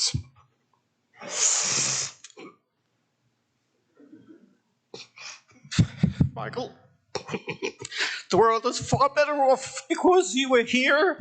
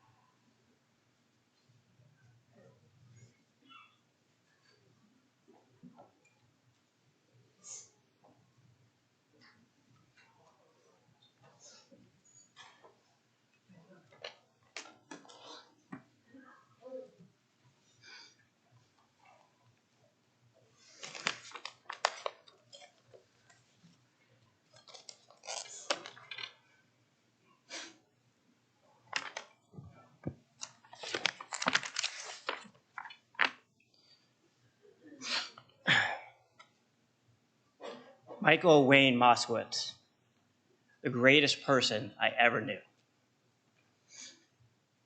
I could stop there, and that would be enough, and no one would disagree. But after all, I am a Moskowitz, although the lesser-known one, and I could definitely not stop there. So why is he the greatest person I ever knew? Is it because he was funny and personable? Is it because he was intelligent? Is it because he was warm and compassionate? Is it because Jared, Jessica, and I grew up a privileged life because of him? Is it because we are hard workers because he led by example? Is it because we all went to private schools because of him? Is it because we all had amazing bar and bat mitzvahs because of him? Is it because we had the best tutors, test prep, and opportunities because of him? Is it because we had gorgeous weddings because of him? Is it because we met multiple presidents of the United States because of him? Is it because he helped all three of us with our first house, with our first car? Is it because we were able to travel the world because of him? Is it because we all went to the best colleges, graduate schools, fully paid for because of him? Is it because Jared, Jessica, and I have each other because of him? No, none of these reasons. There's only one reason, truly, only one word, why my father is the greatest person I ever knew. Selfless. He was always there for us, no matter what the situation. I've never met a person who literally never, ever put himself first. Never. Whether his family, his friends, his colleagues, his law firm, his clients, he never put himself first. His generosity is unmatched, the true definition of a hero. Whether it's donating to charitable causes, helping out those in need, or bettering the lives of those around him, he always put himself last. While there's so many stories, and I could be here for hours telling them, I will share the most recent one. This was late December. at a time when everyone in our family, including him, knew that time left was very limited. My father, the workaholic that he was, never stopped working. In his last days, he was upset that he couldn't fill out the remaining timesheets from the previous weeks. However, in late December, it was a Tuesday evening. Our whole family was at the house, and he was preparing for a mediation by Zoom the next day. There also happened to be a scheduled call with his oncologist, who then told him he had another infection and time was critical for him to come to the hospital right away that evening to get a life-saving procedure. He looked at the doctor on the computer and said, "Doctor, I'll come in on Thursday. I have a very important mediation tomorrow," for which the doctor responded, "Mr. Moskowitz, I don't think you understand. This is needed to save your life now." After a few more minutes of my father literally negotiating the timing of this procedure, and all of us pleading with him to skip the darn mediation, I knew it was bad when my sister Jessica, generally a very reserved person, started screaming, "Dad, are you crazy?" Yes, Jessica, he was crazy. But he was crazy about making sure everyone and everything but himself was taken care of. This was just another example of how everyone's needs, even a client's needs, came first. Of course, that client would have understood, but that wasn't the point with my father. I drove him to the hospital that evening, and the whole way, like many other days in the last 18 months, he told me how he loved me, and I should never forget how much he loved me. As I helped him out of the car and gave the nurse his stuff, I realized that Marilyn was correct. He's the only person that would go to the hospital in a Brioni sport jacket. But that was my dad. See, my dad got to where he was in life for one reason: hard work. Harry Reid, the former Senate Majority Leader who recently passed from pancreatic cancer as well, said in his Senate farewell address, "I didn't make it in life because of my athletic prowess. I didn't make it in life because of my good looks. I didn't make it in life because I'm a genius. I made it in life because I worked hard." That was my father. An old school kid from Brooklyn, grew up lower middle class, son of a carpenter and electrician, somehow convinced a nice girl named Wendy Langer to marry him. He put him through school, went to NYU, Brooklyn Law, and started his journey as one hell of a lawyer to become one of this community's most respected individuals and leader. I think that's what impresses me most about my father. He had so much respect amongst his community, his friends, his clients, his business associates, but he didn't have any enemies. In fact, just yesterday, I was sitting at the house, and Marilyn had briefly left the house, and the phone rang. I picked it up. Former Vice President Al Gore called for Marilyn to offer his condolences. Not many people would have that. But interestingly, when I called Marilyn and told her, she thought I was kidding. She goes, "Brad, are you sure that wasn't a recording?" No, my dad was universally loved and admired by many. Driven by integrity and guided by morals, my father always told me that when faced with a decision, always do the right thing. That was what he impressed upon me the most: hard work and integrity. And he led by example. Everyone knew my father could be demanding, stubborn, and a raging workaholic, which sometimes made him difficult. But he always meant well and always did the right thing. One of the things my father and I really bonded over the past 10 years was the practice of law. My brother was involved in politics and had political ambitions. Not that this is any secret here. I did not. My father wanted me to go to medical school. I did not take his advice. But even though I did not take his advice, he encouraged me every step of the way and supported me every step of the way. I found an email the other day while writing this. It's dated August 3rd, 2009. An email from my father to me just a few days after I got accepted and left to go to Georgetown Law. I'd like to read it. "Brett, as you leave today on your next journey, I want to tell you how proud I am of you. No matter what trepidation you may have, this is truly going to be a great and wonderful experience. I remember the day you called me from high school to tell me you got into Embry. I remember how disappointed you were with your LSAT score and the law school process. But most of all, I remember just about a month ago when all your grades were in and you realized you completed your first year of law school, #1 in your class. For the rest of your life, that will stay with you. It can never be erased. I want you to know how proud I am of you and what you've accomplished. As you now go into Georgetown, all you need to do is give your best effort, don't stray the course, and don't be disappointed if there's a hurdle. I have had many hurdles, many disappointments in my life. I always looked and most times found a way to a different route if the one I wanted was blocked. Patience, hard work, and research. Those are the keys. They will pay dividends your entire life. Always be the person you are. Remember, family and friends. They are important all of your life. Remember, whatever you need, even if only to talk, to ask for advice, I will be there for you. I love you, Dad. I remember this discussion that preceded the email that my father wrote very vividly. I just finished my first year of law school at Stetson. I never wanted to go to Stetson. I went there because I didn't get into Emory Law initially. But after finishing my first year at Stetson, and yes, #1 in my class, I wanted to stay. I loved it. I even was offered a full scholarship for the remaining 2 years. I remember my father saying, no, I should not stay. And he basically demanded I go to other schools. Thank gosh I took his advice. But even after I got accepted to Georgetown, I said to him, Dad, I could save you like $200,000 if I stayed at Stetson. He said he didn't care if it cost $2 million. I was going. He was right. He told me that the first tuition check to Georgetown was the first time in his life. He smiled the entire time after writing such a big check. That was him, selfless.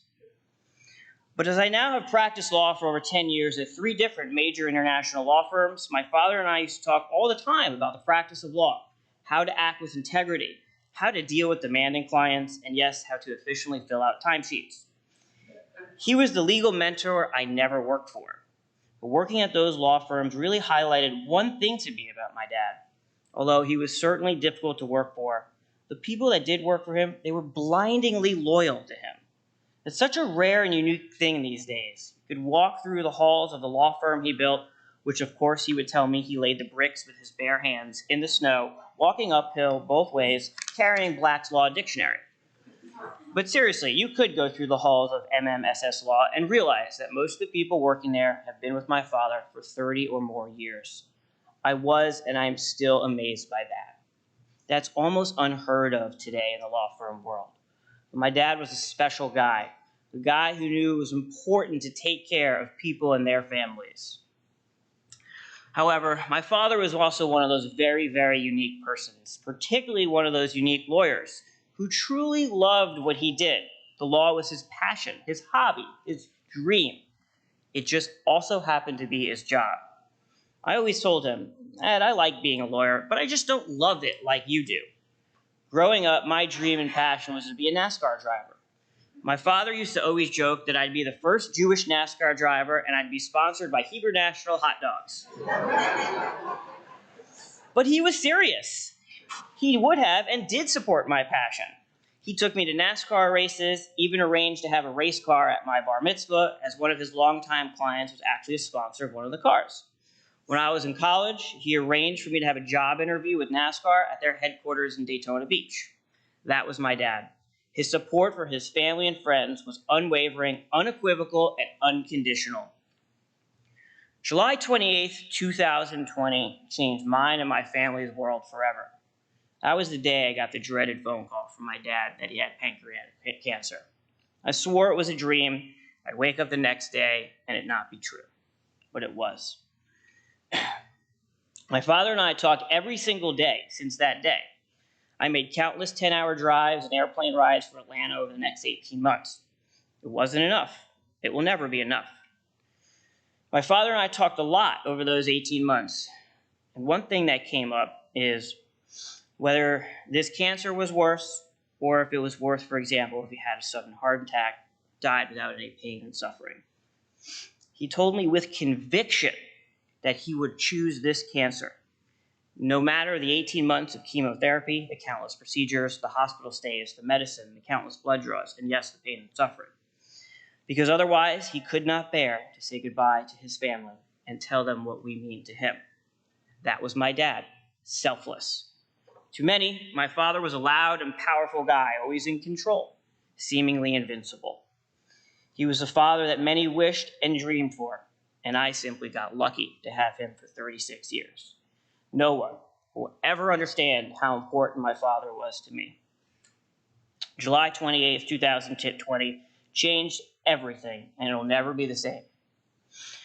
I'd be remiss if I did not thank several people. First, the medical team that cared for him over the last 18 months. My dad could be difficult, and he was an even more difficult patient. Specifically, Dr. Hussein. Doctor, there are no words of gratitude I could say that could express my family's gratefulness to you and your team. Here's what I will say. I've never seen my father trust a perfect stranger like he did you. He told me all the time how lucky he felt to be in your care. Thank you, Doctor. Sarah, my wife. You are my sunshine, and you make the darkest and gloomiest days better for me. We've had some bittersweet moments over the last 18 months, you and I will love you forever. My family, my father's friends, thank you for being there for my dad, especially the last 18 months he needed it. Whether it was driving him to Miami every week, getting him food, whatever. My family, Jessica, Leah, Jordan, thank you. To the bros, thank you. Thank you for being his friends, in some cases over 60 years. See, my dad and I had another thing in common. It's super rare these days. We have a group of friends that we have known since we were little kids. One of my father's friends he's known since he was 5 years old. One of my oldest friends today is here. And we literally have infant pictures together. My dad's friends call them the bros. My group, we call ourselves the crew. Both groups were well represented here today. And again, this was something my father constantly stressed to me, the importance of friends and family. Jared, thank you for being a carbon copy of Dad. It's almost a bit scary. And I am so happy I got to speak before you today, because that will be a tough act to follow. But thank you for all you did the last 18 months. You were his protege, and he was darn proud. You provided the last memory of Dad on Wednesday. I love you, brother. Lastly, and I am saving the best for last, Marilyn. I told Marilyn a few weeks ago that she was the MVP of this situation. And like MVPs do, she came through in the clutch. Thank you, Marilyn, for everything you did for him the last 28 years, but also the last 18 months. I love you, and we love you. Your life is going to change more than any of ours. But remember, we are really here for you. I have only one regret in life when it comes to my dad. Over the past 7 years, I saw my father just light up for his grandchildren, starting with Sam, named after his father, and as others will say, who have noted, this temple that we stand in, part of the building, part of the Torahs, are named after past family members. So my father was very into that. Grandchildren became his biggest passion and joy. It was truly amazing to see. My father loved Sam, Parker, Max, and Maya more than anything I've ever seen. I remember at my engagement party to my now wife, Sarah, Sam was an infant. My now father-in-law asked my dad what it was like to be a grandfather. I remember the answer clearly. He said it was the greatest achievement of his life. For a man that achieved everything in life, this was a profound statement. But that was my dad. I regret that I was not able to provide him that additional joy in life after he's provided me so much joy. However, my regret is slightly mitigated by the fact that just a few short weeks ago, I made my father a promise that I will keep. I told him that when Sarah and I had our first child, whenever that was, no matter what, that child would be named after him. I asked him if that would be okay. He said it would be his greatest honor. I promised him my child would know him, hear the stories, see the pictures, read the articles, but bear his initials, MWM. He asked me why I would do that. Simple. Because Michael Wayne Moskowitz is the greatest person I've ever known. Dad, you're my hero, and this is your legacy.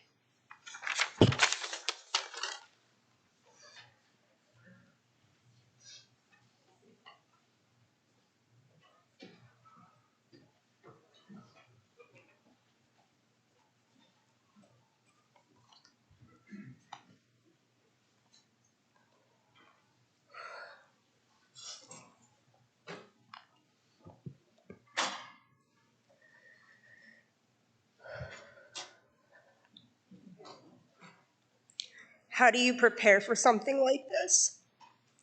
How do you prepare to write something about a parent in 3 minutes for their funeral? This has been the hardest thing I've ever had to do in my entire life, but what my dad would say is, bite the bullet, blood on your shirt. So here I am, biting the bullet.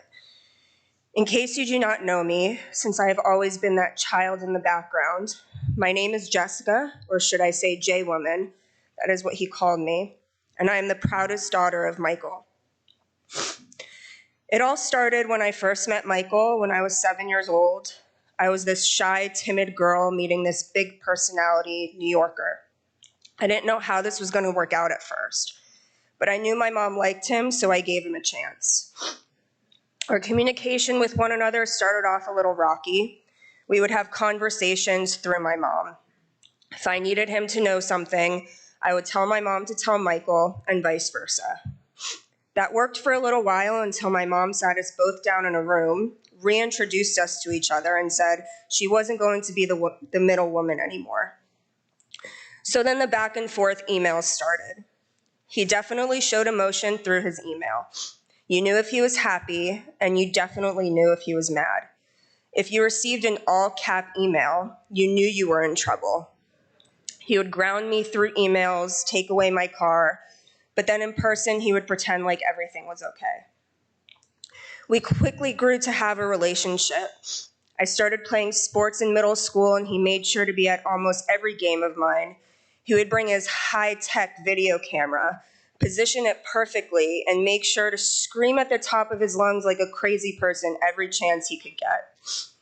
He enjoyed coaching my high school basketball team at my parents' house and created plays for us to use the next game. We took the most unbelievable trips from Alaska to Israel to London to Paris, you name it. But these weren't only trips. They were planned in a way that were so meticulous. Every minute of every second was planned, and when you asked him, why can't we just go with the flow? Well, he would respond, it's a military operation. We would have tour guides, tickets planned for shows way in advance, reservations for meals. Everything was taken care of. He took pride in planning these family trips. After high school, I was accepted into University of Central Florida and moved away from home, and my mom and Michael were extremely upset to see me go. But after 4 years of college, I came back home and attended Nova for my master's in mental health counseling. And if it was anyone to have this degree, it would be me and this family. After having lawyers galore, a mental health counselor was much needed, especially with the Moskowitz family. I moved back home and enjoyed the little things. Waking up and asking my parents if they wanted breakfast.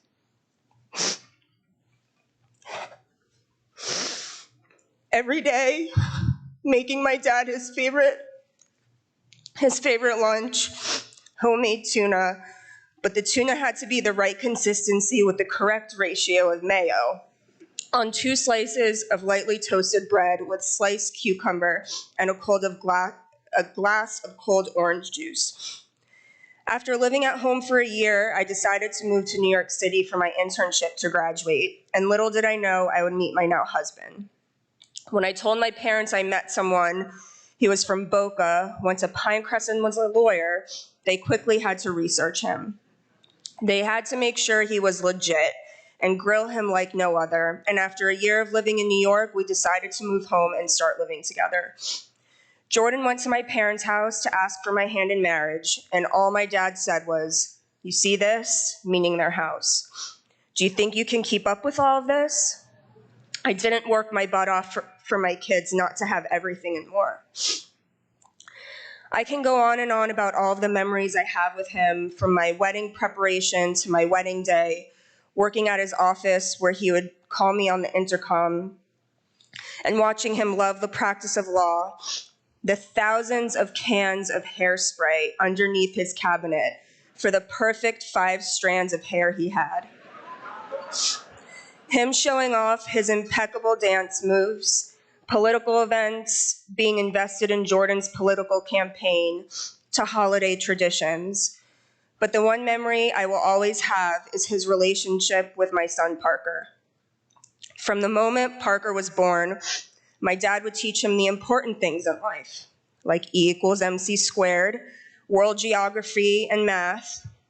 There was a point Parker would sleep at my parents' house, and every morning Papa would feed him his bottle, watch Hallmark movies with him in his office, and of course teach him how to play golf. Papa was his absolute favorite person and best friend. They had a bond that I will be forever grateful for. Unfortunately, we told Parker the news about Papa, and not thinking he would fully understand because he's only 5. Parker broke down and was completely destroyed. The impact my dad made on that kid is unexplainable, incomprehensible, and the greatest gift my dad could have given to Parker. Towards the end, my dad made me promise him that I would make sure his legacy and memories would never be forgotten by Parker. And as a daughter and mother, that is one promise I will always make, no questions asked. This past Wednesday for Jared's swearing in, that was the most beautiful day. My dad had not seen anyone in almost 2 years because of COVID. And on that day, the room was filled with people from years and years of history. It was the most special experience I have ever been to. It was the last time that Sam, Max, Parker, and I would see him, hug him, and just have the normality of Papa being there. This was the moment my dad was holding on to, and I know he couldn't have been prouder of Jared that day. He needed that. He needed the comfort, he needed the warmth, and most of all, needed the love from people I know he has made an everlasting impression on. As I look in this room, and I am sure to the many people attending on Zoom, I see both smiles and I see tears. And although there have been many tears of sadness since losing my dad, these tears are tears of joy, intermingled with nostalgic smiles for the way my dad has left a permanent mark on your hearts. He had a big personality, a huge presence, very controlling and loud, but he was the most loving, caring man I have ever met. He accepted me when others didn't. He was the first man I truly loved. All I ever wanted to do was make him proud. He was someone I looked up to, someone to admire, someone to be proud of, and someone to brag about. His laugh was contagious. He was someone to learn from, someone to respect. He was someone to try and impress.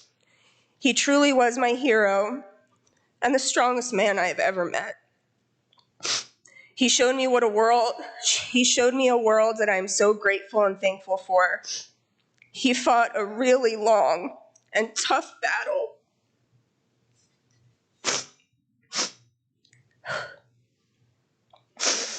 He did it not only for himself, but most of all his family.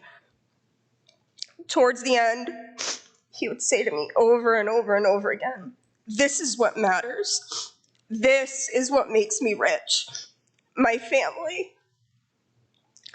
And I couldn't be luckier to have become a part of his family. Dad.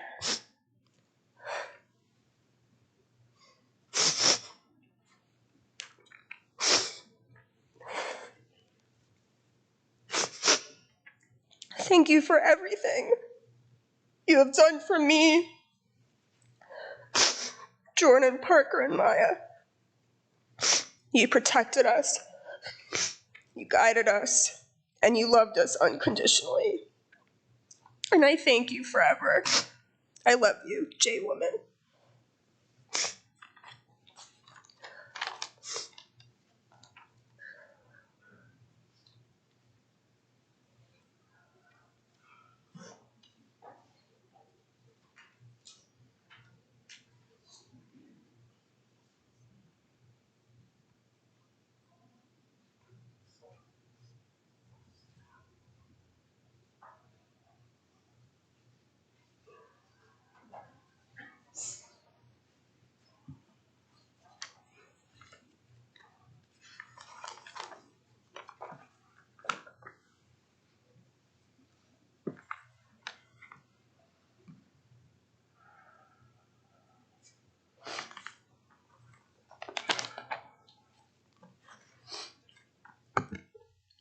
Thank you, Rabbi.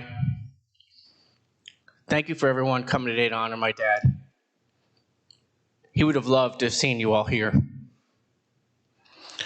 What do you write about something you still don't believe happened? About someone you thought was invincible?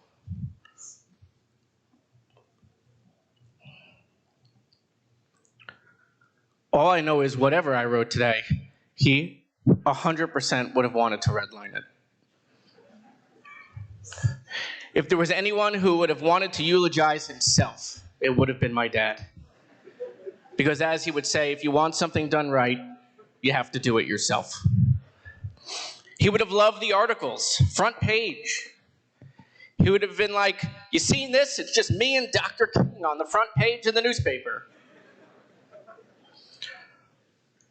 Former vice presidents and governors, U.S. senators have called. All I wanted to do was call him and tell him.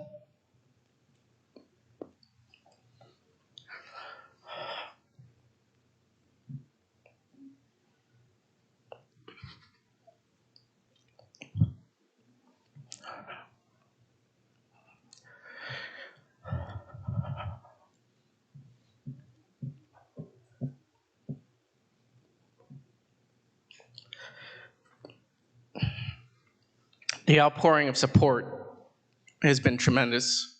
It's been overwhelming. He made a list of certain people he wanted to make sure was at his funeral.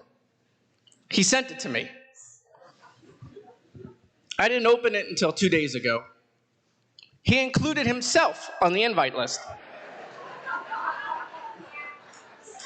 It included his email and cell phone number. Recognizing his attendance would be involuntary and mandatory, but he still put himself on the list because it wouldn't have been complete without him. It wouldn't have been right. And that was him. It had to be complete. It always had to be right. It was the end of July 2020. I was in a meeting at the Florida Division of Emergency Management in the Operations Center in Tallahassee. We were in the process of the first summer COVID hospital spike. We're placing thousands of nurses in hospitals across the state to help deal with the influx of patients, and my dad calls. He asks where I was and if I was alone. I said no. I was in a conference room. We were in a planning meeting with the team, so I stepped outside. He told me they found a tumor on his pancreas. I knew exactly what that meant in that moment.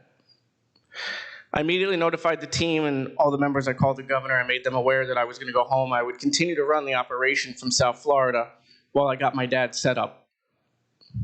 Everything changed in our lives that day.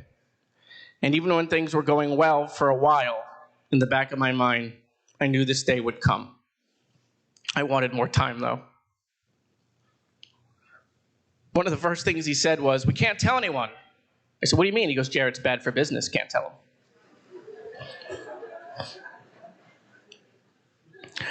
I want to say thank you to Dr. Hussein, his oncologist from UM. He was definitely not the easiest patient. For someone who wanted control over everything, he couldn't with this. But you helped guide him, and you gave us the maximum amount of time we could get, even with all of the challenges. I want to thank everyone at UM. as my dad was in and out of the hospital over half a dozen times with infections and procedures. They treated him like family. I want to thank Marilyn for making him take his medication. He hated taking these pills. He was a terrible at-home patient. But Marilyn made sure she took the brunt of getting him to take his medication. I want to thank Vitas, who made the end-stage process as easy as it could be on the family, and for getting him to my swearing-in.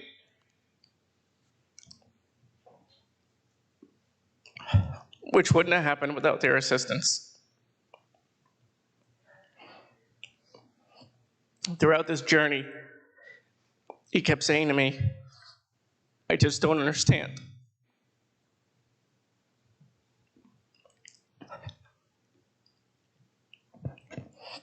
He said, "I did everything right. Why did this happen?" I never had a good answer for him, because there is no good answer.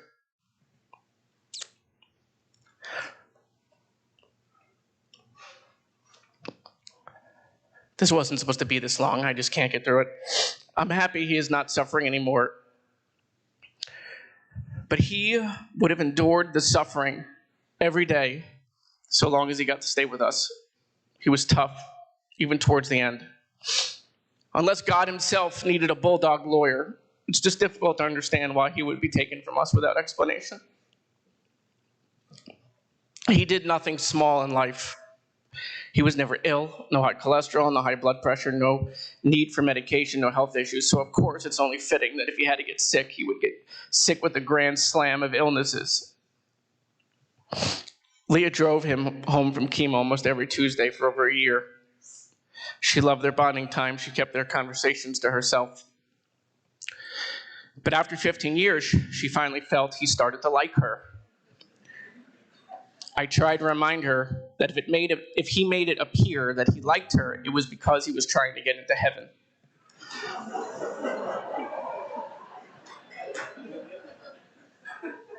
They became very close, and I'm forever grateful that she drove him home from his treatments.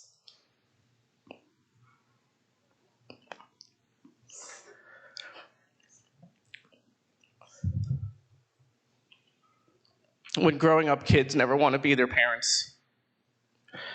But as an adult, I realized it would be an honor to be like him. He was an amazing man and a role model. I definitely won the dad lottery. He worked harder than anyone I've ever met.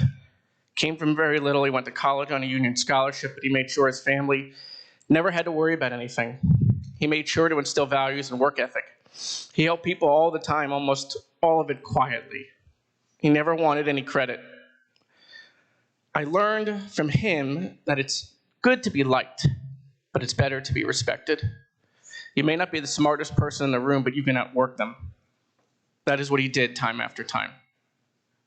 I had to learn to be an advocate at a very young age. My dad was very tough on me. But more than he was tough, he was also stubborn. Whether it was a bicycle I wanted or something else, he had to be lobbied. He may have brought me to see presidents at young ages, but he would also sit in line with me at the mall waiting for the new Jordans to come out so that I could get a pair. He always made sure I had everything I ever wanted. I remember him taking me and my brother to the auto show in college so that he could gauge what car I wanted. He was not a subtle person. So he kept saying, "Look at all these four-door cars. Aren't they nice? There's so much space." I wanted a two-door. He got it from me. Although he did make me wait until graduating college to get a car, as he never fully got over me crashing his BMW 7 Series into a light post when I was 17. My dad coached me in soccer for many years growing up. It was one of the only reasons he liked to leave work early during the week. I was not very good. But if you wanted to see my dad in his element, you should have seen him screaming at these poor children to play their positions. I have no doubt the Department of Children and Families would be called today to the soccer games, to the fields, based on the stuff he was telling to these kids. Somewhere there's children out there with PTSD because they played for Moscow's Marauders. 10 years ago, I was driving to a Heat game. There was a lot of traffic on 395, so I got off at 8th Street and a guy driving a stolen car blew through a solid red light into my car. Both cars were totaled, and the guy driving the other car fled from the scene on foot. I broke my wrist badly and had a plate and screw inserted after 5 hours of surgery. When my dad got to the hospital, he walked in, he looked right at me, and he said, "Why would you get off at that exit? This is your fault." That was vintage, my dad. But I think he just wanted to protect me. He was a relationship guy. He trafficked in building relationships and connecting with people the old-fashioned way. He was old school. No social media, no Facebook, no Twitter. You probably never heard of Instagram. He had such negative feelings about social media. He still had a Rolodex on his desk. He wore tube socks with shorts. He still wore a suit jacket to sit in coach on a plane. He was one of the last lawyers to stop using a dictaphone. I still remember those little tapes all over his desk. Which is ironic, because when Uber needed a lawyer in Broward County, they hired him to get the ride-sharing platform approved. I have no doubt he did not know what Uber was when they hired him. In fact, after he got Uber approved, we went on a family trip. He said, "We should use Uber when we land." He said, "How do we use Uber?" "You know what? I'll call the Uber corporate office and they will get us a car."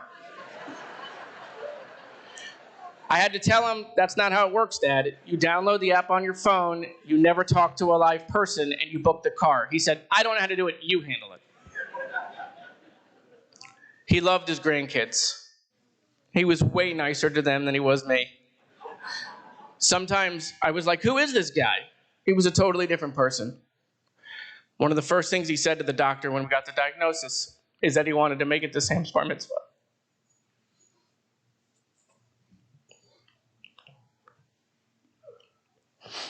It was one of the things he wanted to do.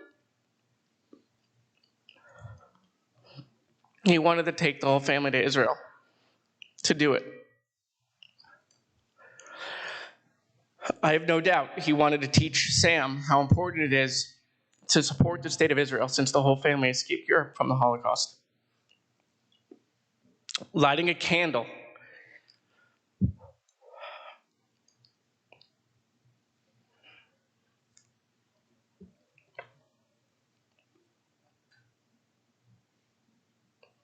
Lighting a candle as an honor at my son's bar mitzvah without him attending seems unfathomable. I was lucky. I grew up with all four of my grandparents until I was 20. I thought grandparents were supposed to just grow old. Between Parkland, the pandemic, and now this, I need no more lessons on how important and precious life is.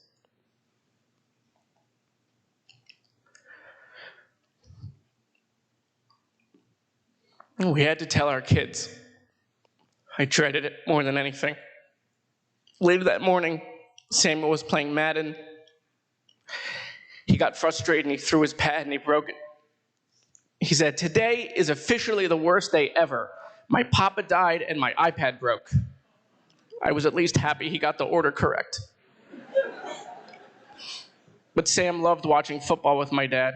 It was one of his favorite things to do. And the highlight of his life is that they went to the Super Bowl together.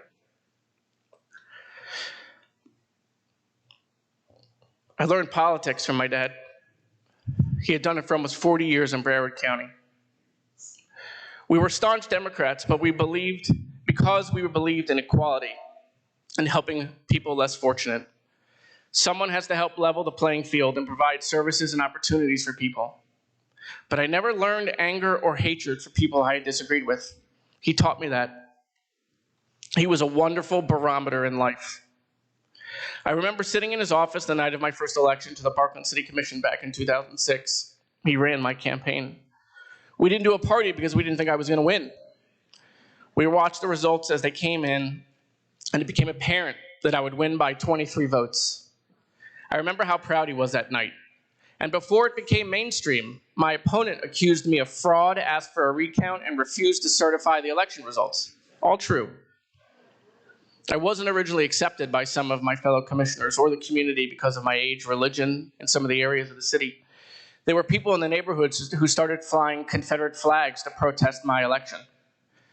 My dad said, don't engage with them. Don't respond. That's what they want. You just go out and you prove them wrong. He was right. These people eventually came around. Just a week ago, as his condition worsened, he asked us to print out a calendar so that he could put down the important things for the month of January. He crossed off all the dates that had passed. He wrote one thing.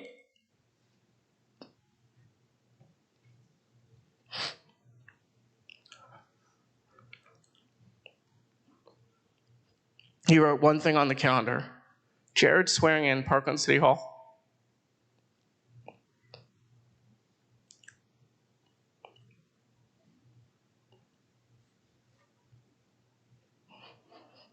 He wrote nothing else after that.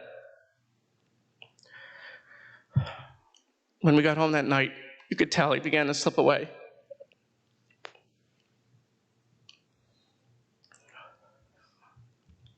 He loved the practice of law, which is not something that I've ever heard from him, basically any other lawyer.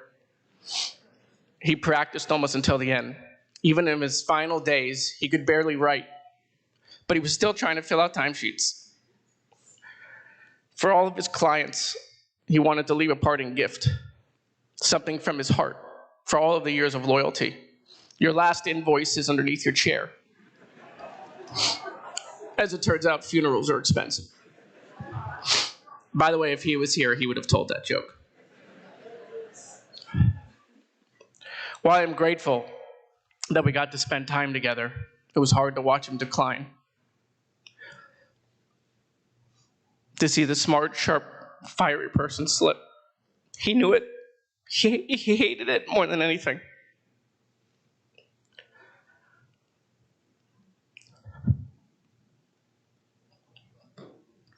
All I wanted to do was try and fix this for him.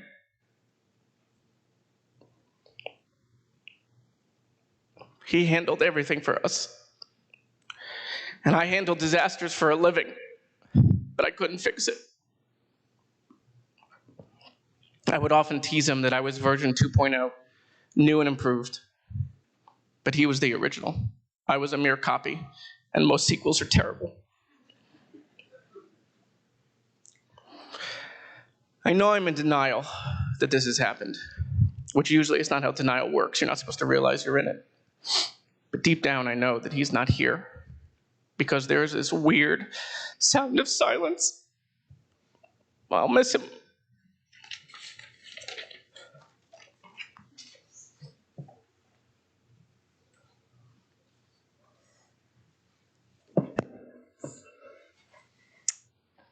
So many wonderful memories.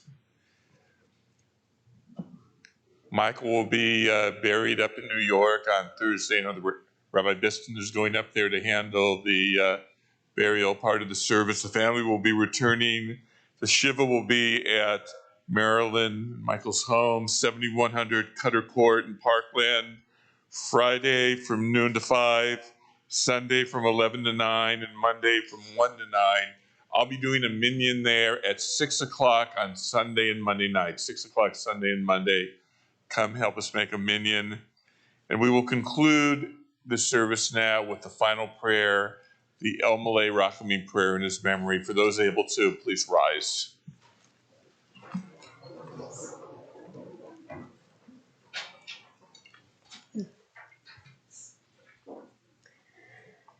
El Malay Rachamim Shochen Bamromim Hamtzei Menucha Nechona Tachat Kanvei Hashchina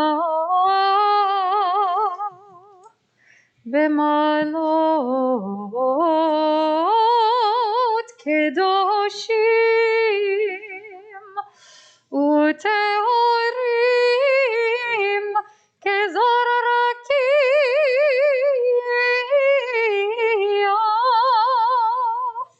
Mazirim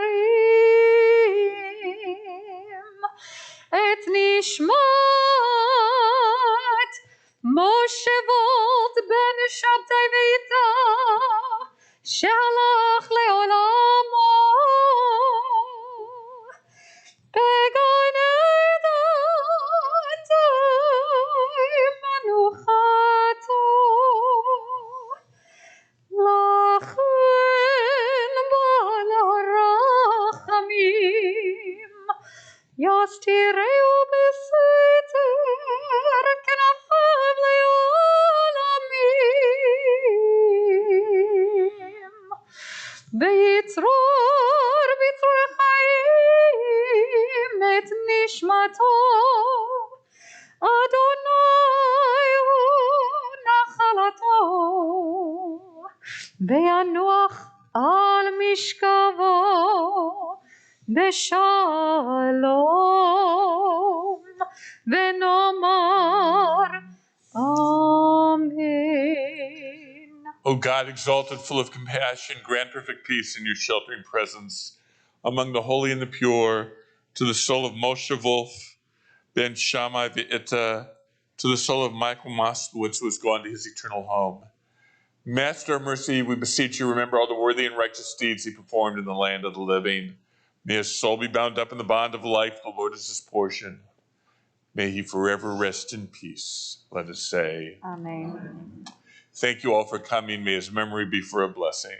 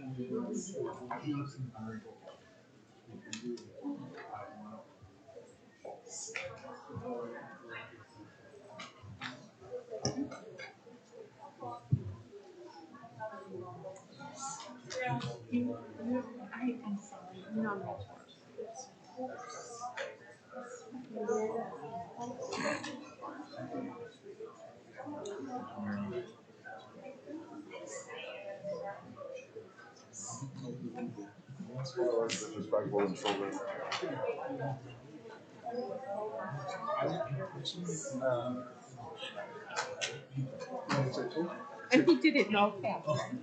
No, he did it in person. No, that's what I said. I said I don't care what's in there because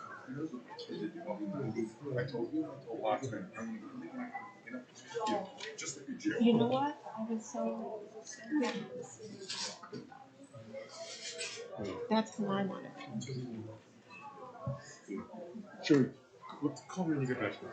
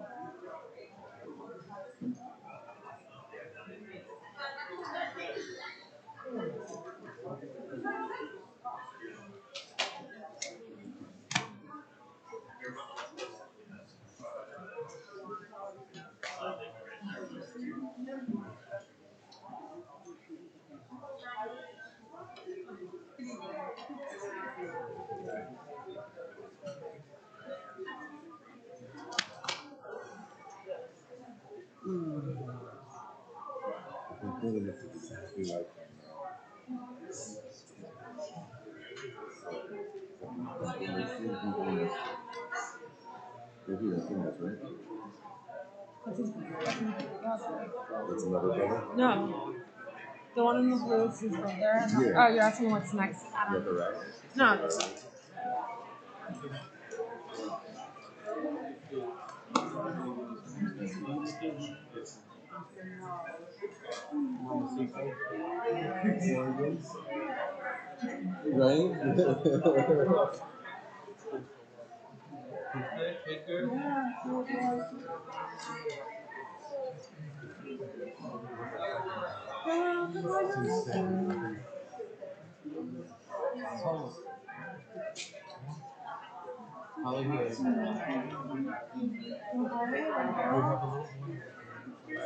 We're not finding out.